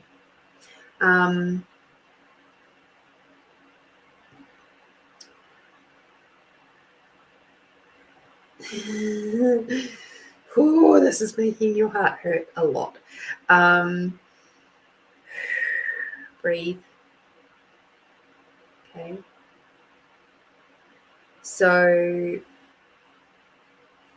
I'm going to read this part. It's not very long. The Cave of the Eggs is a place of fertility rituals and sacred mastery teachings at the site of La Sante Baum mountain ridge. Mary and Salome trained the disciples in prophecy, moon mysteries, and the ecstatic dance, which led to the divine illumination in dancers and those who watched them. Mary taught her female disciples how to make love to their soulmates in a conscious way, to purposefully draw down an exemplary soul from above in a blissful, rapturous union. The women then went home and taught their husbands, which in time raised the frequency of the community as these new evolved souls incarnated into their realm. Mary Magdalene blows the shofar at dawn to call her followers. The horn is a symbol of heretical wisdom. The blast of the shofar shatters rock as well as the walls of Jericho that were destroyed to release the people of the land from the bondage of ignorance. In embracing the wisdom of new paradigm of returning the bride to the bridegroom, the divine feminine will return, healing and restoring the balance of land and culture. You are called to assist in this great work of restoring balance to your community and tribe. You are called to inspire and teach the particular talents and knowledge you have acquired in Earth School. You are so much more than you think you are. You have so much wisdom to share from your experiences on your soul path. So once this period of grief is done for you, this initial period, because like I said, grief takes a long time and sometimes may never ever be fully complete. But once this initial stages is done, where you're just sort of quietly sitting with yourself, you're sitting with your emotions, you're sitting with all the other crap that's got to go on and be done and sorted and organized and blah blah blah. Once the dust has settled some, you're going to get a big call. And it's going to be really exciting and a little bit unnerving and really cool.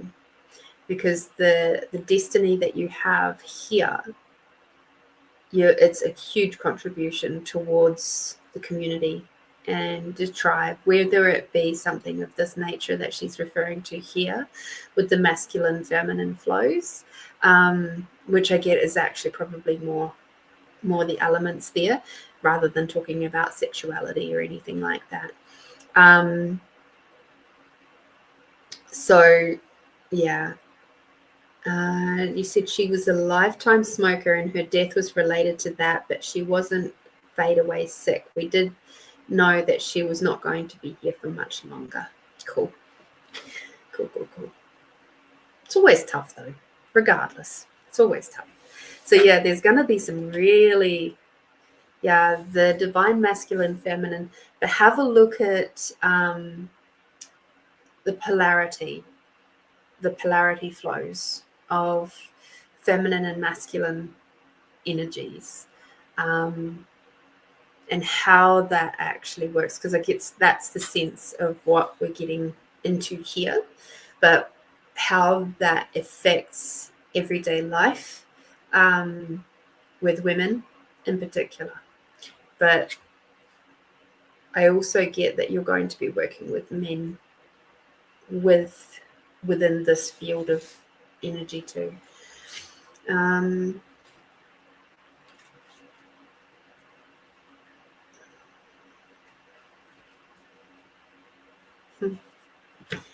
So within that, you're going to be this card. Oh, it's just hitting my heart so hard today. Righty-ho. We have hope and illumination. And what you might not be able to see, or what you might be able to see, is that Mary Magdalene's actually crying. And what it says is, holding space for others can be exhausting and sometimes thankless job. Remember to take the time out for yourself to process your feelings. So I get that this is a message for now, but it's also a continuing message for even afterwards, when you get this big calling into your next space that you're going to be in, this one. This is going to be really important there too. Because it's true, holding space for others as a counselor, as a healer, as a connector, as somebody who's empathic and just out in the community, it is exhausting. And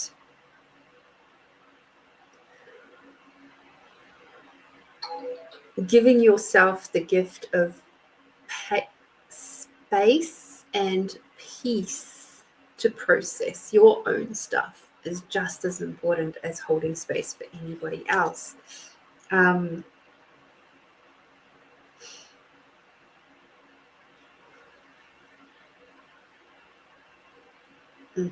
So it says here, have the patience to stay in a place and wait patiently for a while. It won't be forever.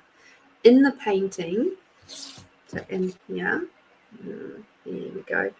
You'll see it a little bit better if I hold it that way. The dove sleeps while waiting for humanity to awake. The flame burns clear and bright as a symbol of hope. Okay. So there's a lot to be hopeful for. There's a lot of really nice stuff that it's coming. There's a lot of forward movement coming for you. It's just that right now it's about just sitting back and really honoring in the best way possible for your mum and you the things to do with her and her life and your love for her. I'm sure she's got plenty to think about up in her life review, but yeah, like you said, she's going to be able to support you now in a way that you never did before. She was never able to before. She'll be coming from a completely different place and space, which is so super cool. So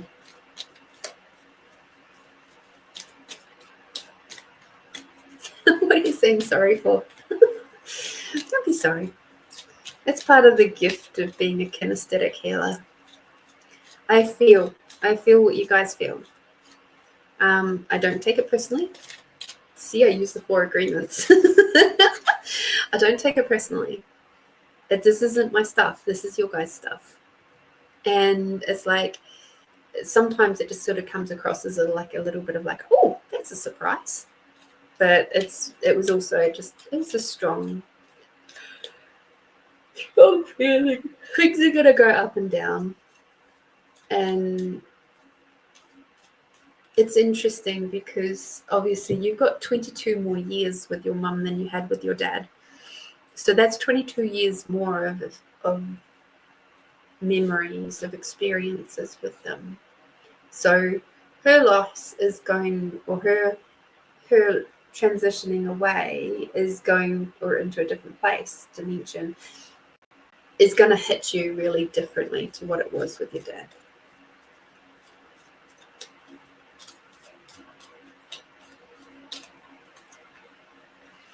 So, I think one of the things that I love about the Māori culture is that they don't rush through the funeral process. For them, a funeral or a tangi lasts for 7 days easy, 5 to 7 days. Where the family gets to be around the body. The body will either be on the marae or at the person's home or a family member's home. And it's a time to sit and honor and remember and connect with family and friends and all that sort of stuff. And then they have the official proper ceremony. And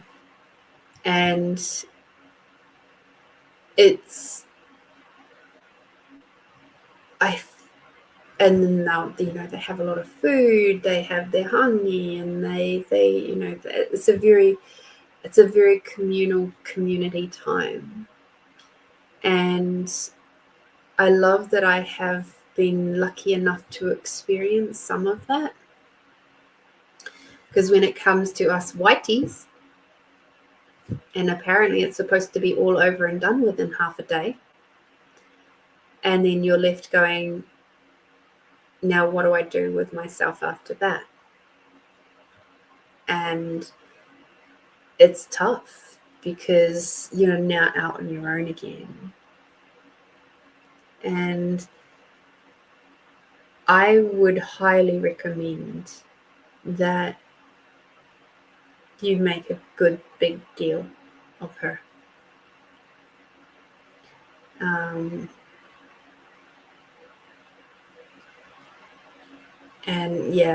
And when you require the space, you give yourself the space.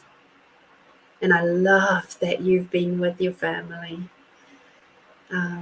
most of the days since she has gone. I think that's beautiful. And everything that comes with. Oh, the energies of family, the good, the bad, the ugly, and the awesome. Those moments where you go, oh, now I remember why I don't live next door to you. It's all there, right? But the cool thing is that you're all family and you're all brought together by this one lady. How cool is that? What a gift she has given to the world, because she gave us you.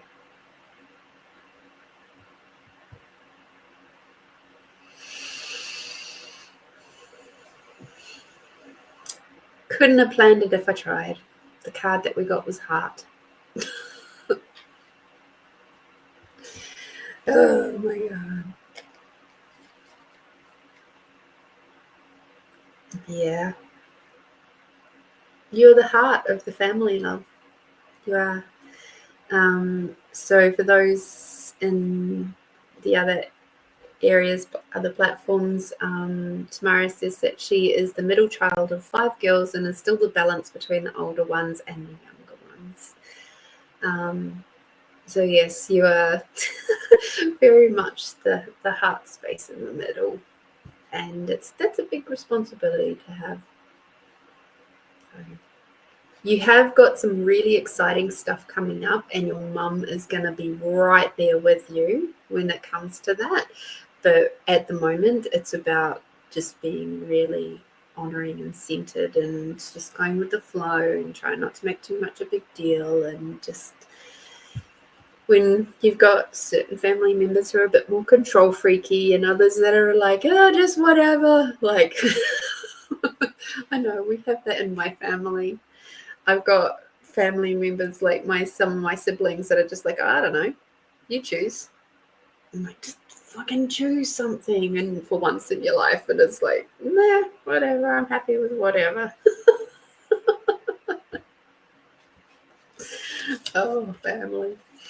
So yes, it's okay to feel sad. It's okay to feel angry.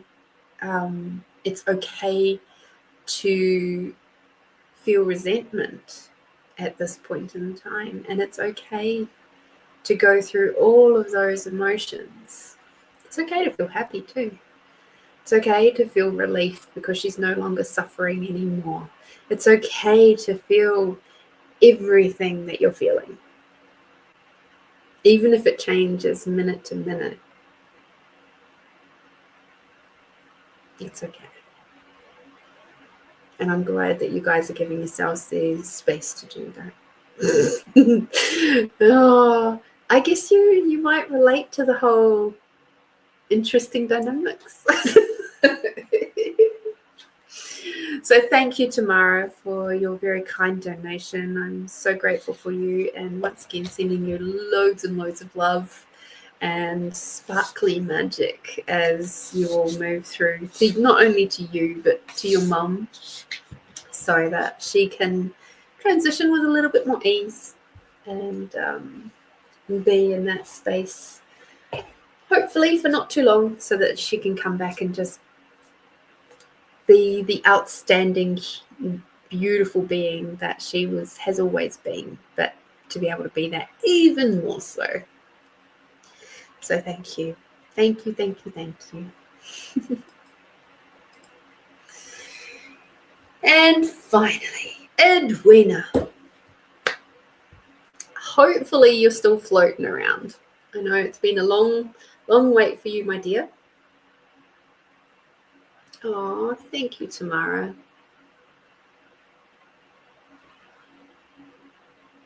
Yeah. It's death is a funny thing, and it only is a moment. Death only lasts a moment.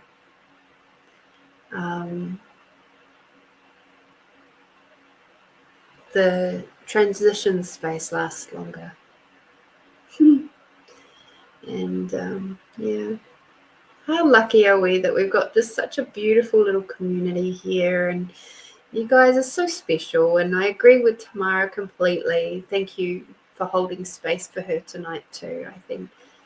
I feel very, very grateful and humbled by just how gorgeous you all are to each other. And I just, it gives me so much joy. It gives me so much joy.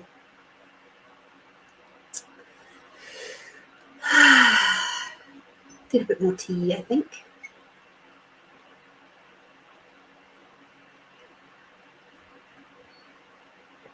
Now, I don't know if Edwina has managed to come back. I know she was here.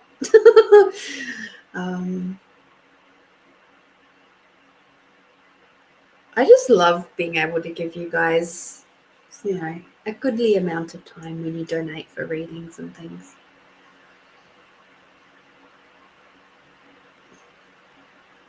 All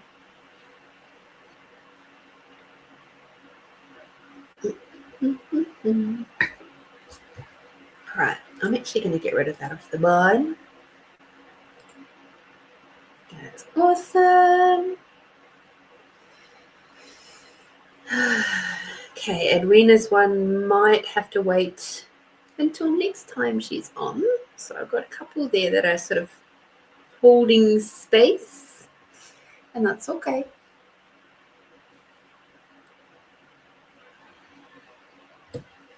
And that's totally okay. I always like to honor the people who have, paid and they've been very generous. All right. So, with those of you who are left,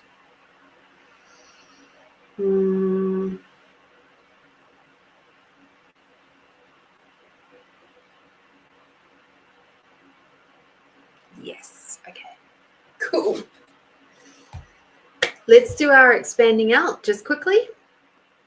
And and then we are going to do the poetry book. So we're going to pick up some quick little freebie poetry readings, seeing what we get from that, and then we'll do our meditation. Okay. So take a big deep breath in. And breathing out.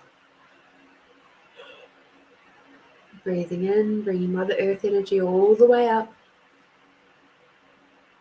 Breathing out, bringing Father Sky energy all the way down.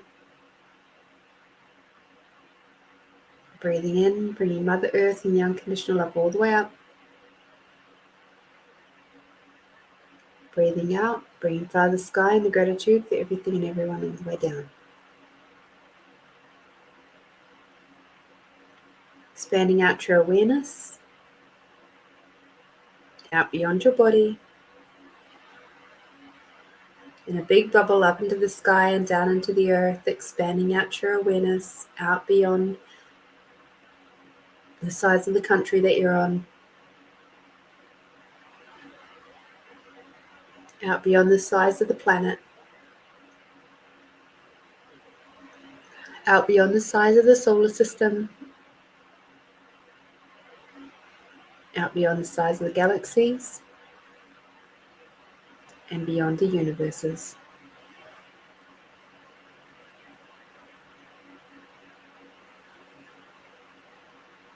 Now focusing on your body once more, grab your sense of allowance and expand it out.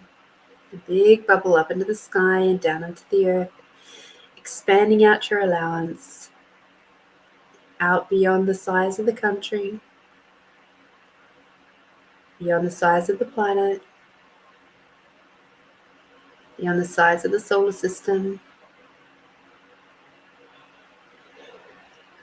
out beyond the size of the galaxies, and beyond the universes.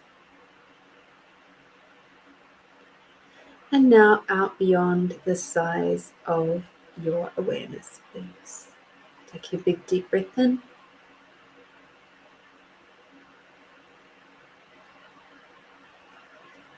And now truth.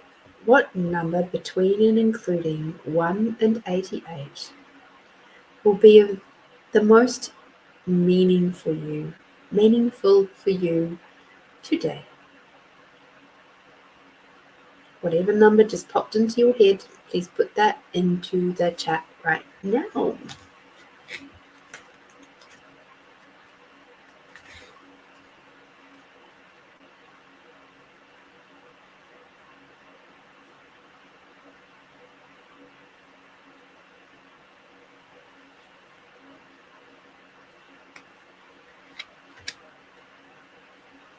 Cool. Thank you, Melinda.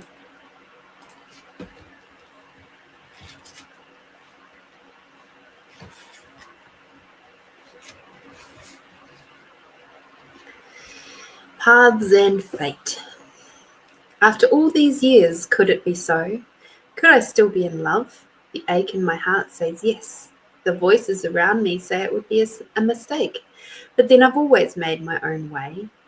I have loved another so completely, but still I love you. We have both grown in our feelings, minds, and wisdom, and once again our paths have crossed. This time, I think we need to do something to put my heart at ease. Fate is trying its hardest to push us together, and sometimes it is best to flow freely with fate. I have come to a place of peace in my life, of understanding and of patience, and I feel that you have too. This may be a sign that at last we are ready for each other, and that this world and the people in it are ready for us. So, Melinda, what I actually get with this one for you is the things that really stood out is I've always made my own way. And that's a good thing. And flowing freely with fate. When we try to control and manipulate our path, it doesn't work, as you know. So what I'm getting here was follow your heart. Follow your heart. And as these opportunities arrive around you, see what your heart says. Go with your awareness. Go with your gut. Go with all of your awareness centers. And this thing about being ready for each other, this isn't a person. This is more career stuff. And it's like, besides the relationship with ourselves and potentially a partner, the next most significant relationship that we really have that's directly to do with us is our working life. And what that looks like for each of us is different. But if we look at the whole work thing as its own little entity, I really get a sense that there's going to be some really interesting movement around there for you that is going to make you go, do I choose that? Do I not choose that? And it's going to be an opportunity that's going to come towards you, and it's going to be like, okay, I didn't really see that popping out of the woodwork right now. Now what do I do? So, paths and fate. Go with the flow, my friend. Go with the flow.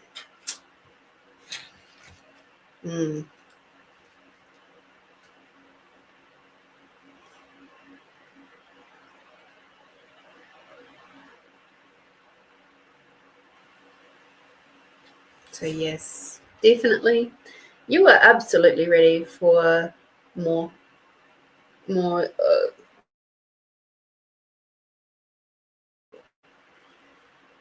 And I get that there's going to be some beautiful flow-on effects from that too, moving forward. Yay, Edwina's back! We were waiting for you, my darling. All right, Catherine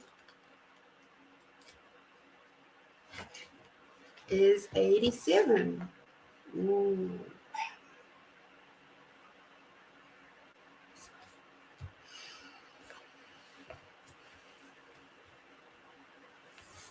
Okay.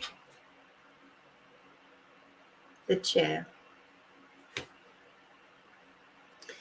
It's the simple things that bring ease. Curled up in the rocking chair, gently moving back and forth. Beautiful music playing, fairy lights gently sparkling. Hearing,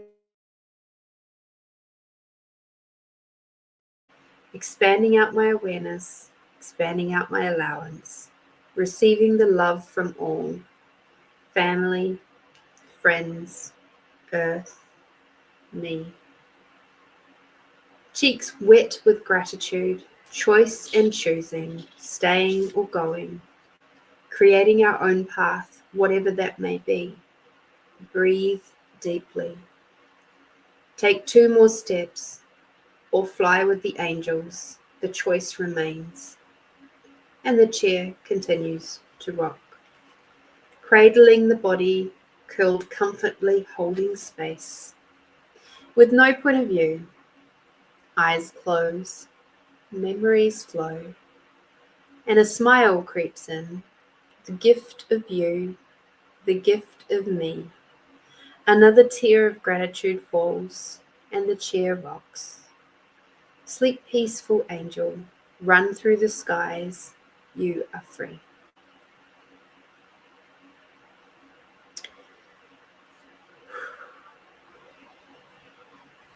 Bye, Melinda. So, Catherine, this is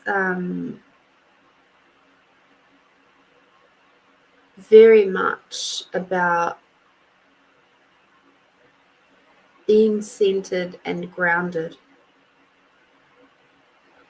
of tapping into the different elements around you and allowing yourself to feel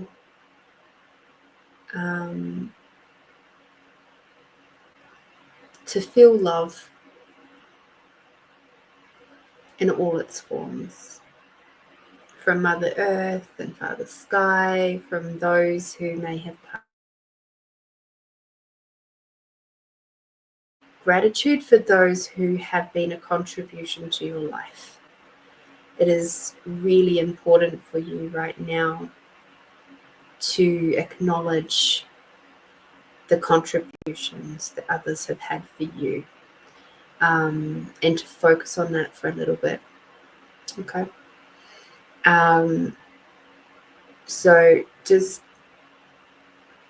yeah, I'm not going to go into who that was written for.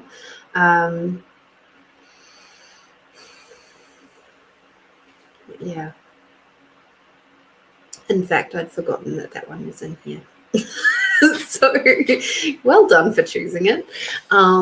Yeah, just please take some time to, as it said for the weekly reading, just to soften and be in your heart space and enjoy the gift of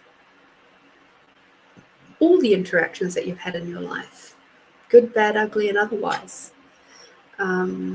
The person that this was written for was like, the interaction with them was not always easy.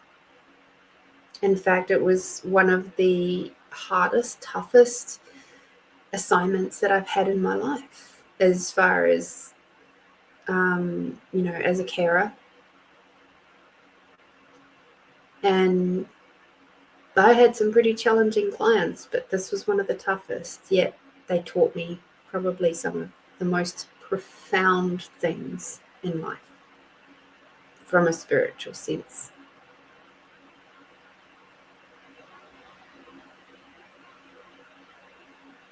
So my heart goes to you, and just be cool and calm with where you're at. It's okay. And if you've had a little bit of loss or anything in your life,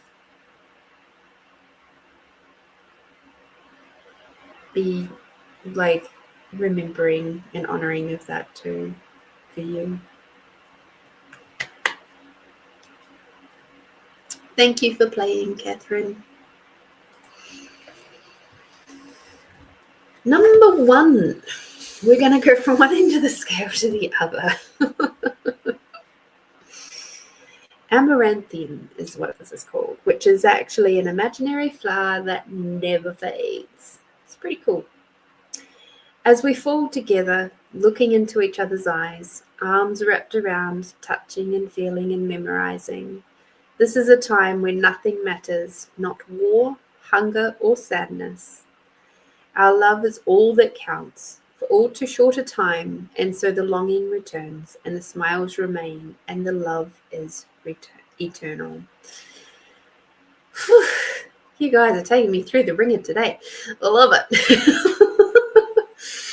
So, Edwina, this is really about appreciating the little things, appreciating the smiles that you share with other people. It's about remembering how people, when they interact with you, how they make you feel, and really memorizing and embodying those moments where somebody has made you feel so freaking damn special, and encourage more of that in your life. So when you have those meaningful moments with people where you are looking into their eyes and it's just like, whoa, that becomes something that sits within your soul. You are literally sharing soul fragments at that moment. So be aware of how you're sharing your soul fragments with other people, and cherish the ones that come to you from those spaces of love and kindness. And and when somebody gives you that physical interaction that you just absolutely love, enjoy it. Okay.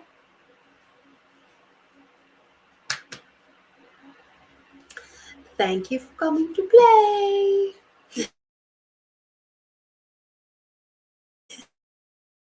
22 for you.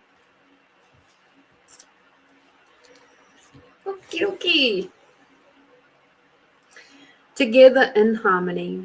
As you leave me tonight, I feel this strange feeling, one that I haven't felt in a long time.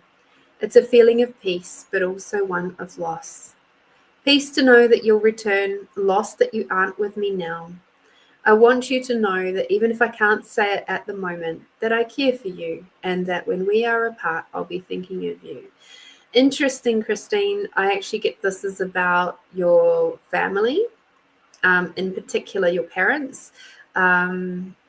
It's the most significant lines were here were that when we are apart, I'll be thinking of you.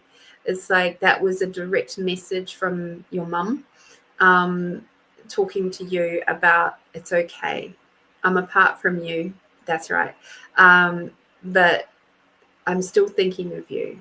So please know that I still love you, and I know it's a feeling of loss, but it's also peace, because I'm at peace now. And that when I return, you'll feel me, and you'll be peaceful with that too. You know that I'm around, you know, because it's been long enough since your mum has passed that she's been through her life review. She floats around, she loves you, she sends you messages, she sends you signals, and signs and things like that. She's right there with you.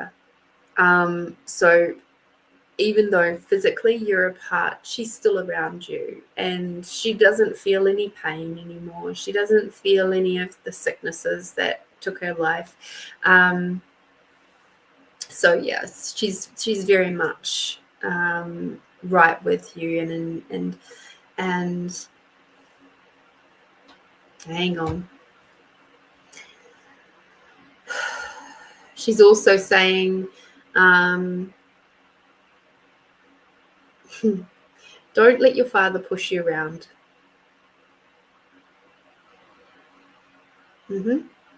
She's saying, don't let your father push you around. You know what to do. And if you need extra confidence, just remember I'm with you. It's like I'm standing right there with you. You don't have to be worried about that. Okay? Thank you, Mama.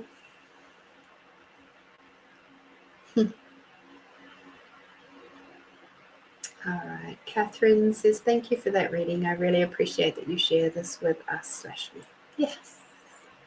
You're welcome, Catherine. Christine, I hope that helps you. Lots of parent heart space stuff today.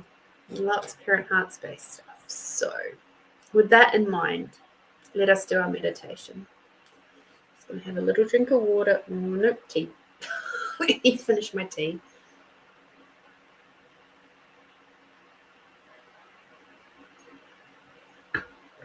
It's nice and cold now.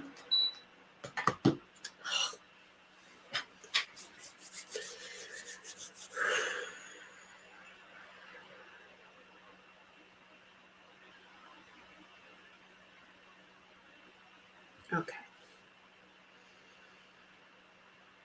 This is going to be an interesting one.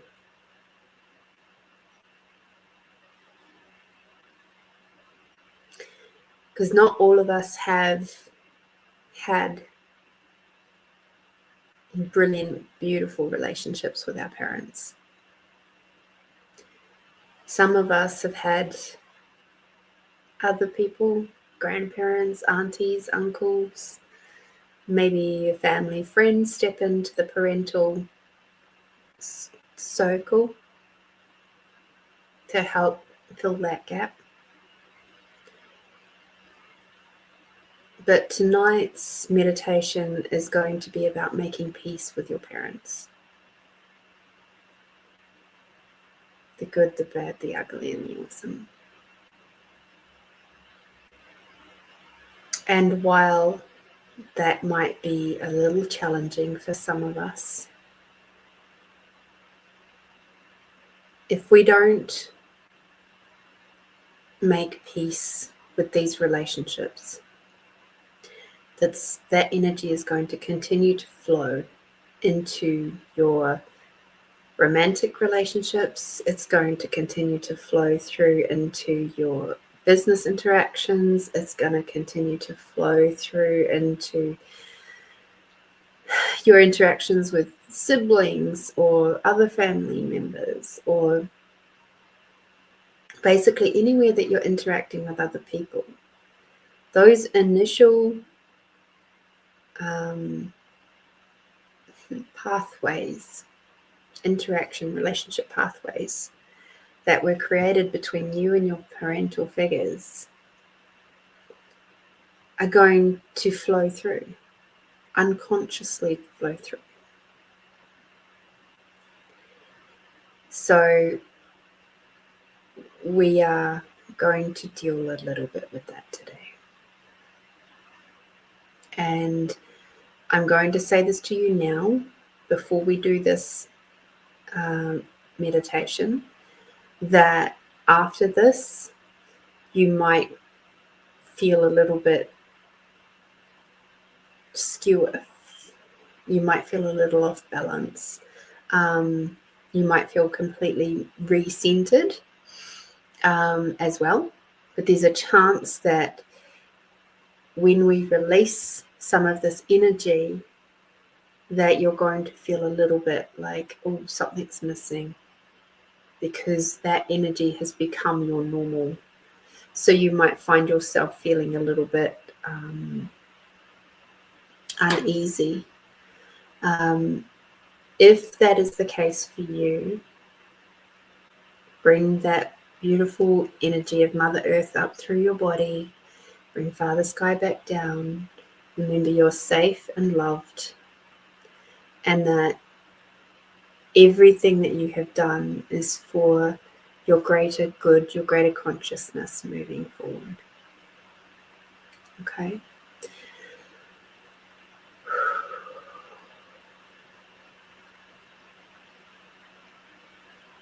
Cool.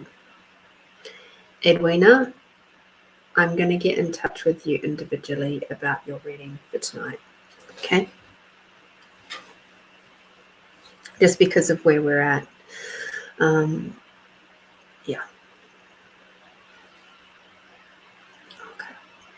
So please take a big deep breath in now.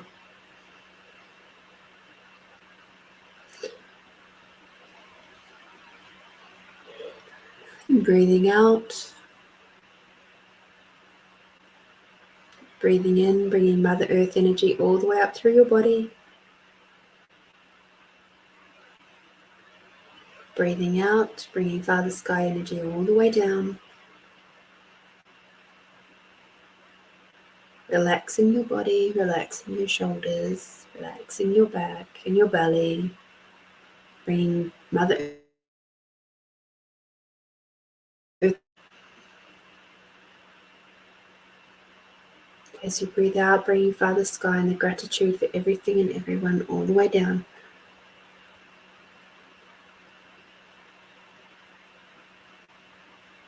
Just do a quick check on your awareness, making sure that your awareness is nice and expanded out beyond the universes.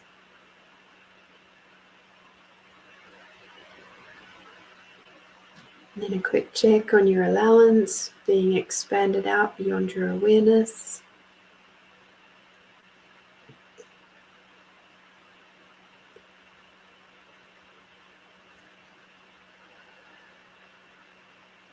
Beautiful. Now we're actually going to go up to Beta to do this.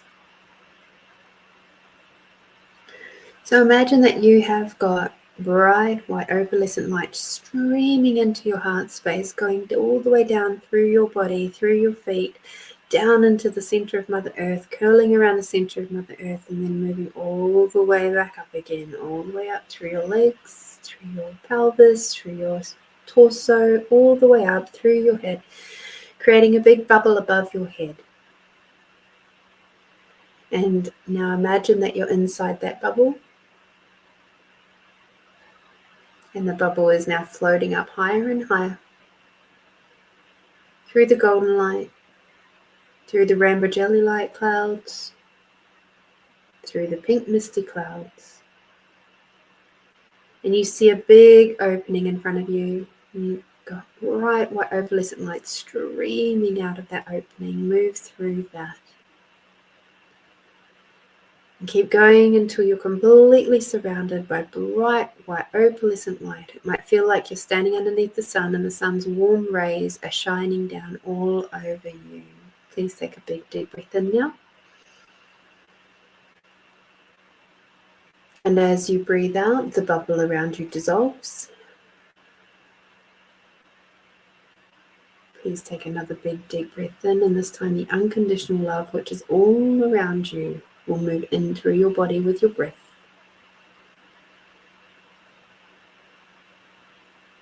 And as you breathe out, the process of what we're going to do tonight is already beginning. Any tension is now leaving your body with your breath. Any thoughts and belief systems which are ready to go without us even having to really look at them are all leaving you now, going up to Creator to be cleansed and cleared, never to return to you again.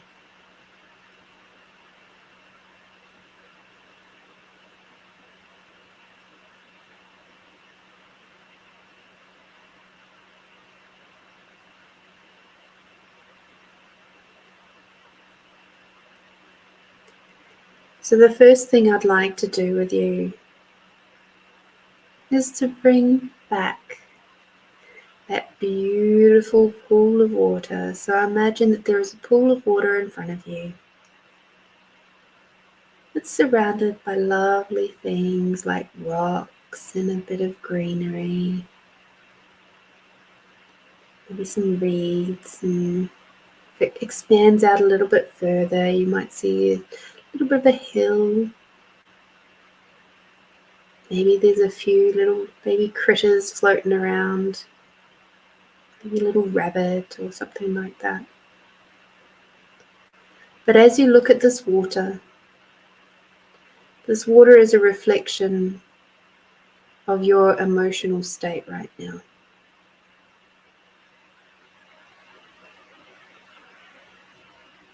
Is your water smooth and calm?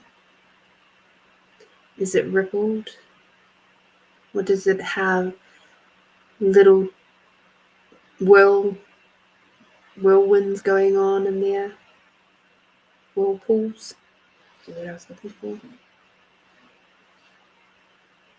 Is it sloshing around? Is it bubbling away? All of these will be significant to you.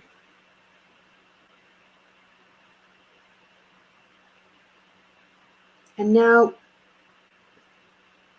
just put the water to the side for the now, the pond.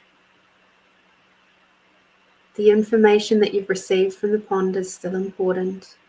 I'm going to turn away from the pond for a moment. And in front of you,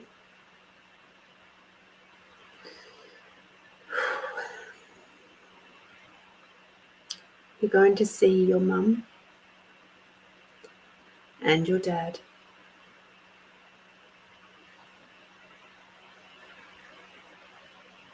They're going to be completely surrounded by unconditional love. So even if there was any trauma, any abuse, or anything like that, they can't hurt you. They can't get to you. Their words can't even penetrate. It's like they're in the cone of silence. But the cone of silence is actually unconditional love.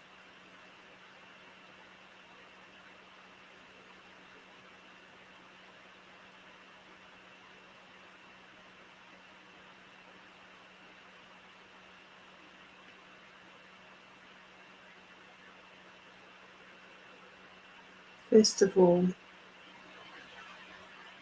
we're going to look at the dads. So mums can just step to the side for the moment.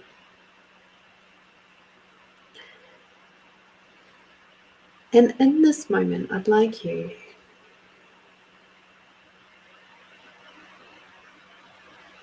to put aside all of your shock, trauma, and heartache just for a moment.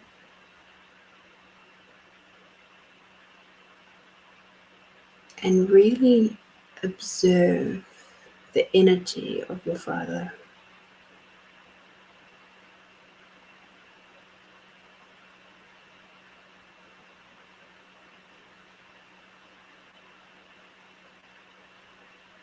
Do you see your father as a conscious, cognitive soul whose emotional quotient is high? Or do you see them more as an unconscious soul whose emotional intelligence is very, very low?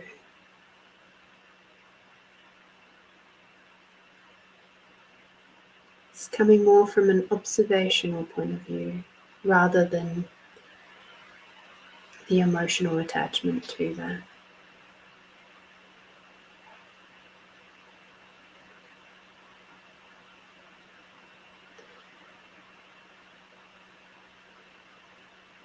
You've got that information now.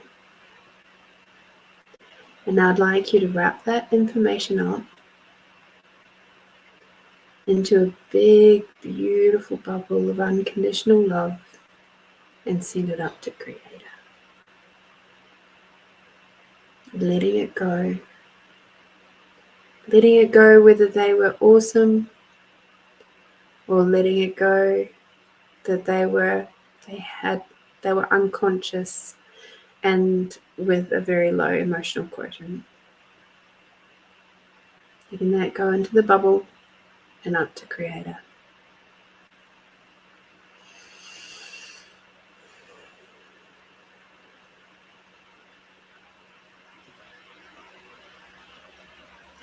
And now as you're going to step back into your feelings, your emotions,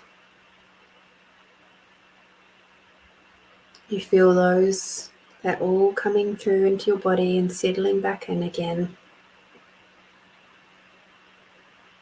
I'm going to ask you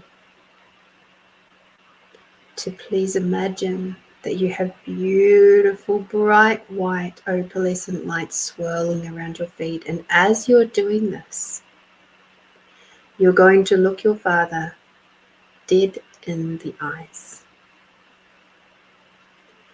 And as you start to clear all of the shock, trauma, and heartache out of your body that has sat there from your interactions with him.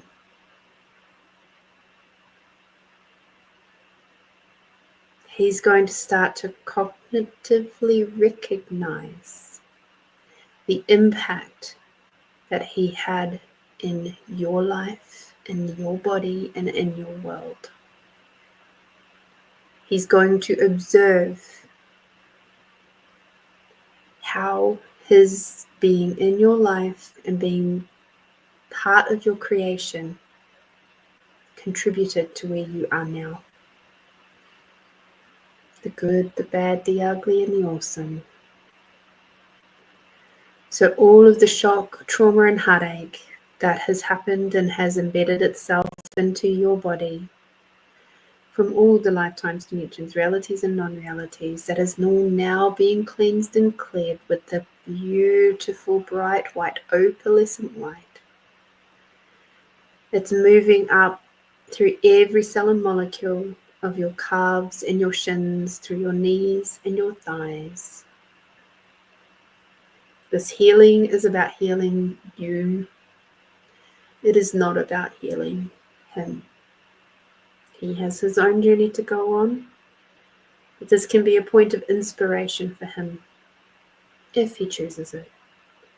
That beautiful, bright, white, opalescent light will move through your pelvis and all your reproductive organs, coming up through your belly and your back, all the way up through the rest of your torso, and your chests and your shoulders. All that shock, trauma, and heartache from all the times that there have been interactions with your father that has left you feeling less than ideal. It's all leaving your body now. Moving down that beautiful opalescent light through your arms, all the way to your fingertips, through your throat and your neck,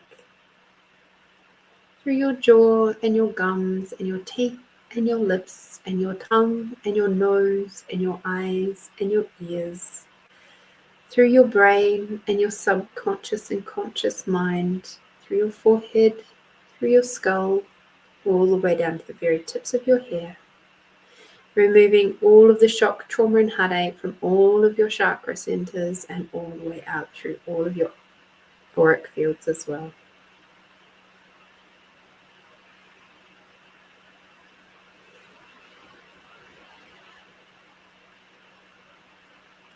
So now all that's left within your body is the elements that you can be grateful for your father. Even if that is just that he was a sperm donor.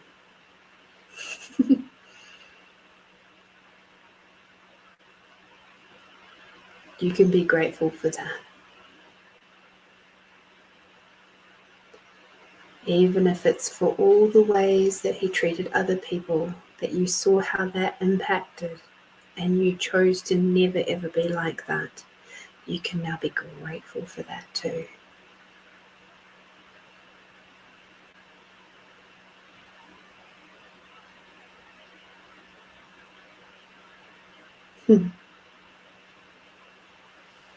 And as you now sit in a space of peacefulness with him,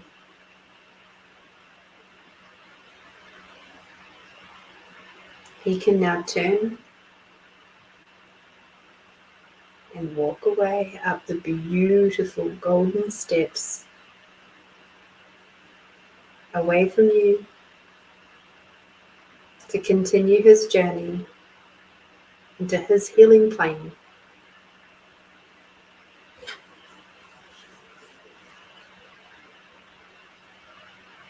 You have now made peace with your father for this moment. Thank you. It is done, it is done, it is done.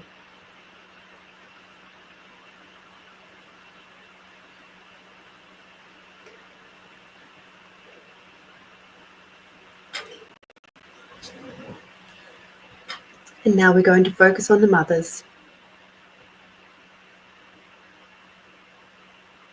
The woman who had you within her body from the time of conception to birth,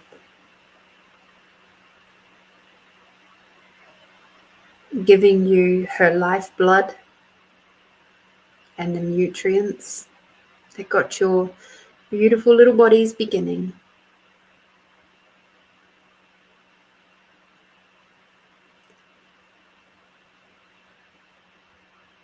For those of you who have been adopted and all that sort of thing, that's a whole other session. This is literally for your people, those parents that helped to create you. Of course, the interactions that we have with our mothers is so much deeper because you have literally shed blood.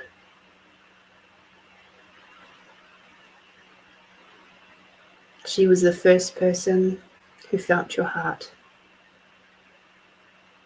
who felt your heartbeat. And whether that made her excited or scared or angry doesn't take away from the fact that she was literally the first person to feel your heartbeat besides yourself.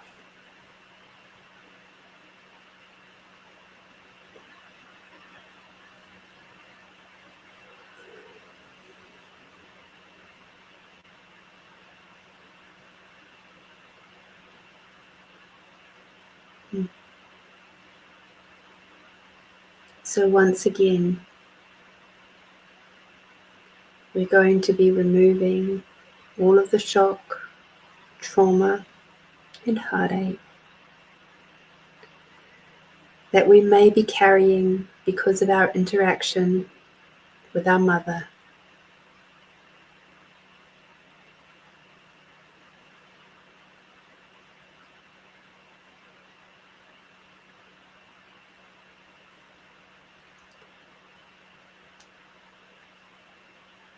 All of those things you feel that you have said a million times or not said at all.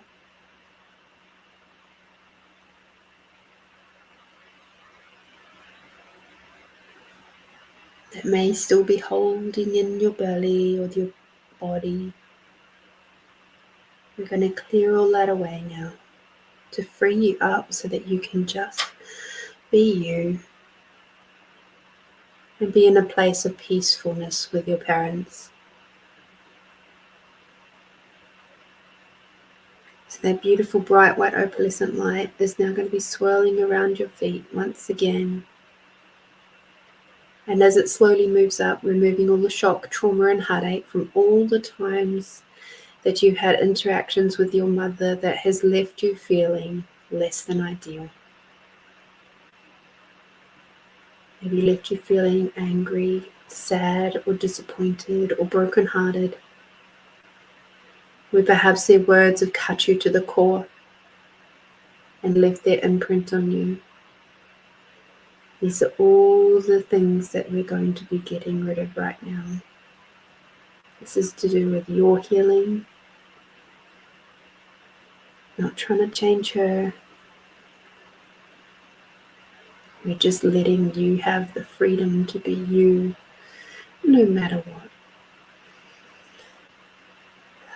That beautiful bright white opalescent light is moving up through your ankles, through your shins and your calves, through your knees and through your thighs, letting go of all the times that your mum has said things to you that has made you doubt your progress, has made you doubt your relationships, has made you doubt your careers or your choices for further education, in all the spaces and places where you felt like your mother's opinion was more important than your own awareness or intuition.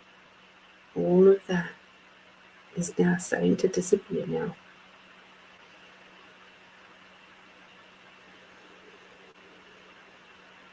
Moving through your pelvis, your torso, your chest, your shoulders, and that beautiful bright white opalescent light over your arms, through your hands to your fingertips, removing all the shock, trauma, and heartache from those interactions with your mum, from your throat. You felt like you couldn't speak up, or if you did, things you might say would cause more harm than good. Time to let all of that go out of your system now. Moving it all from your throat and your neck, from your jaw, your gums, your teeth, your lips, your tongue, your nose, your eyes, your forehead, your ears, your cheeks, your subconscious and conscious mind, all the way out through the top of your skull and down to the very tips of your hair. That beautiful bright white light is moving through all of your chakra centers above and below, and through all of the auric fields.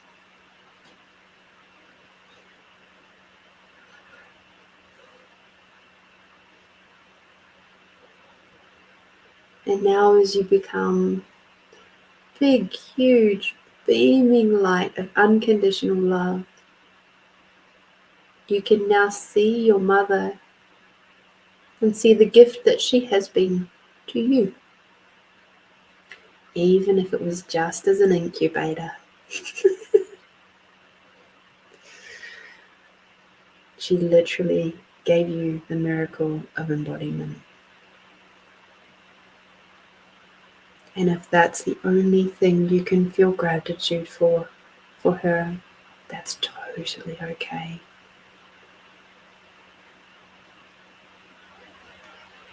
Or if you were blessed with a beautiful relationship with your mother, there's even more gratitude there for that. Thank you, thank you, thank you. So now she is going to walk away up the golden steps off to her healing plane. And as she departs from your healing plane, the only thing left behind is unconditional love from both of your parents for you, as you have been now for them.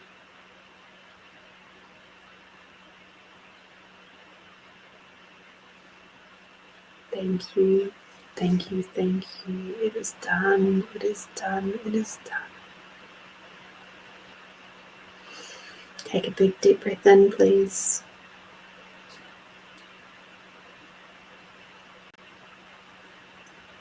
And breathing out.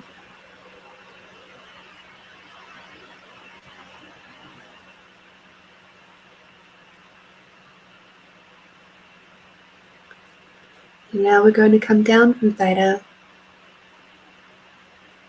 down through the golden light, all the way back through to your body, where everything that you have released today becomes integrated into your body almost instantaneously. And now imagine that you're standing underneath a big, beautiful crystalline waterfall where the water is flowing over and through your body.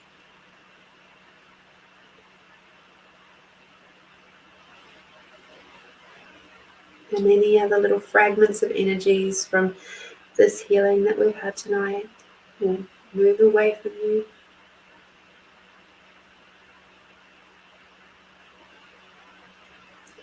Now you're going to be stepping out onto the big, warm river rock.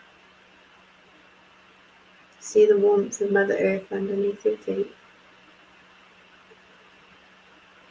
And as we begin to breathe deeply, you're going to look over that pool of water, because that pool of water that we found in the Theta Healing Plane is right there with you. In fact, the waterfall is flowing into that pool of water. What is the state of your pool of water now? Is it calm? Is it still a little bit ripply? And even if there's some little ripples coming from the waterfall, If we were to take the waterfall away, how would your pond be?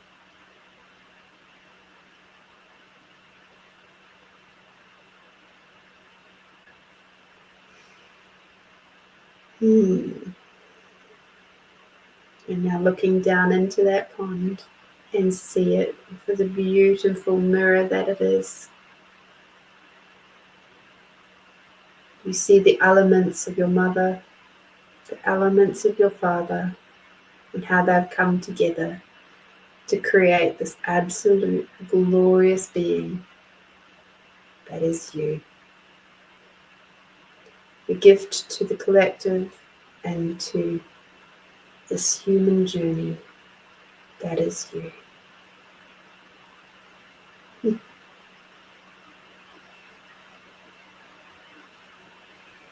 Taking a lovely big deep breath in, bringing Mother Earth energy all the way up through your body. And as you breathe out, bringing Father Sky energy all the way down. Bringing Mother Earth and the unconditional love all the way up. And bringing Father Sky and the gratitude for everything and everyone all the way down. Just one more for good luck. Breathing in. And breathing out.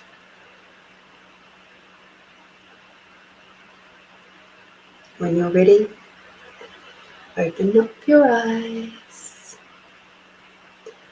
So please have a drink of water.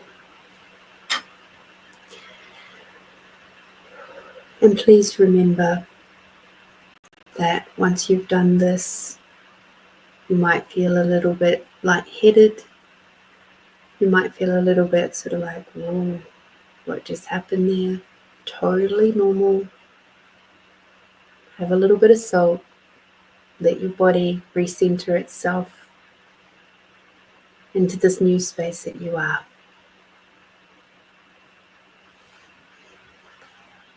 So until next time, my beautiful, beautiful friends, get out there, do something tasty for yourself this weekend. Do something nurturing and nourishing for this beautiful, sweet body that you have. And until next time, be bold, be brave, be you, my beautiful friends. I'll see you next time. Bye-bye.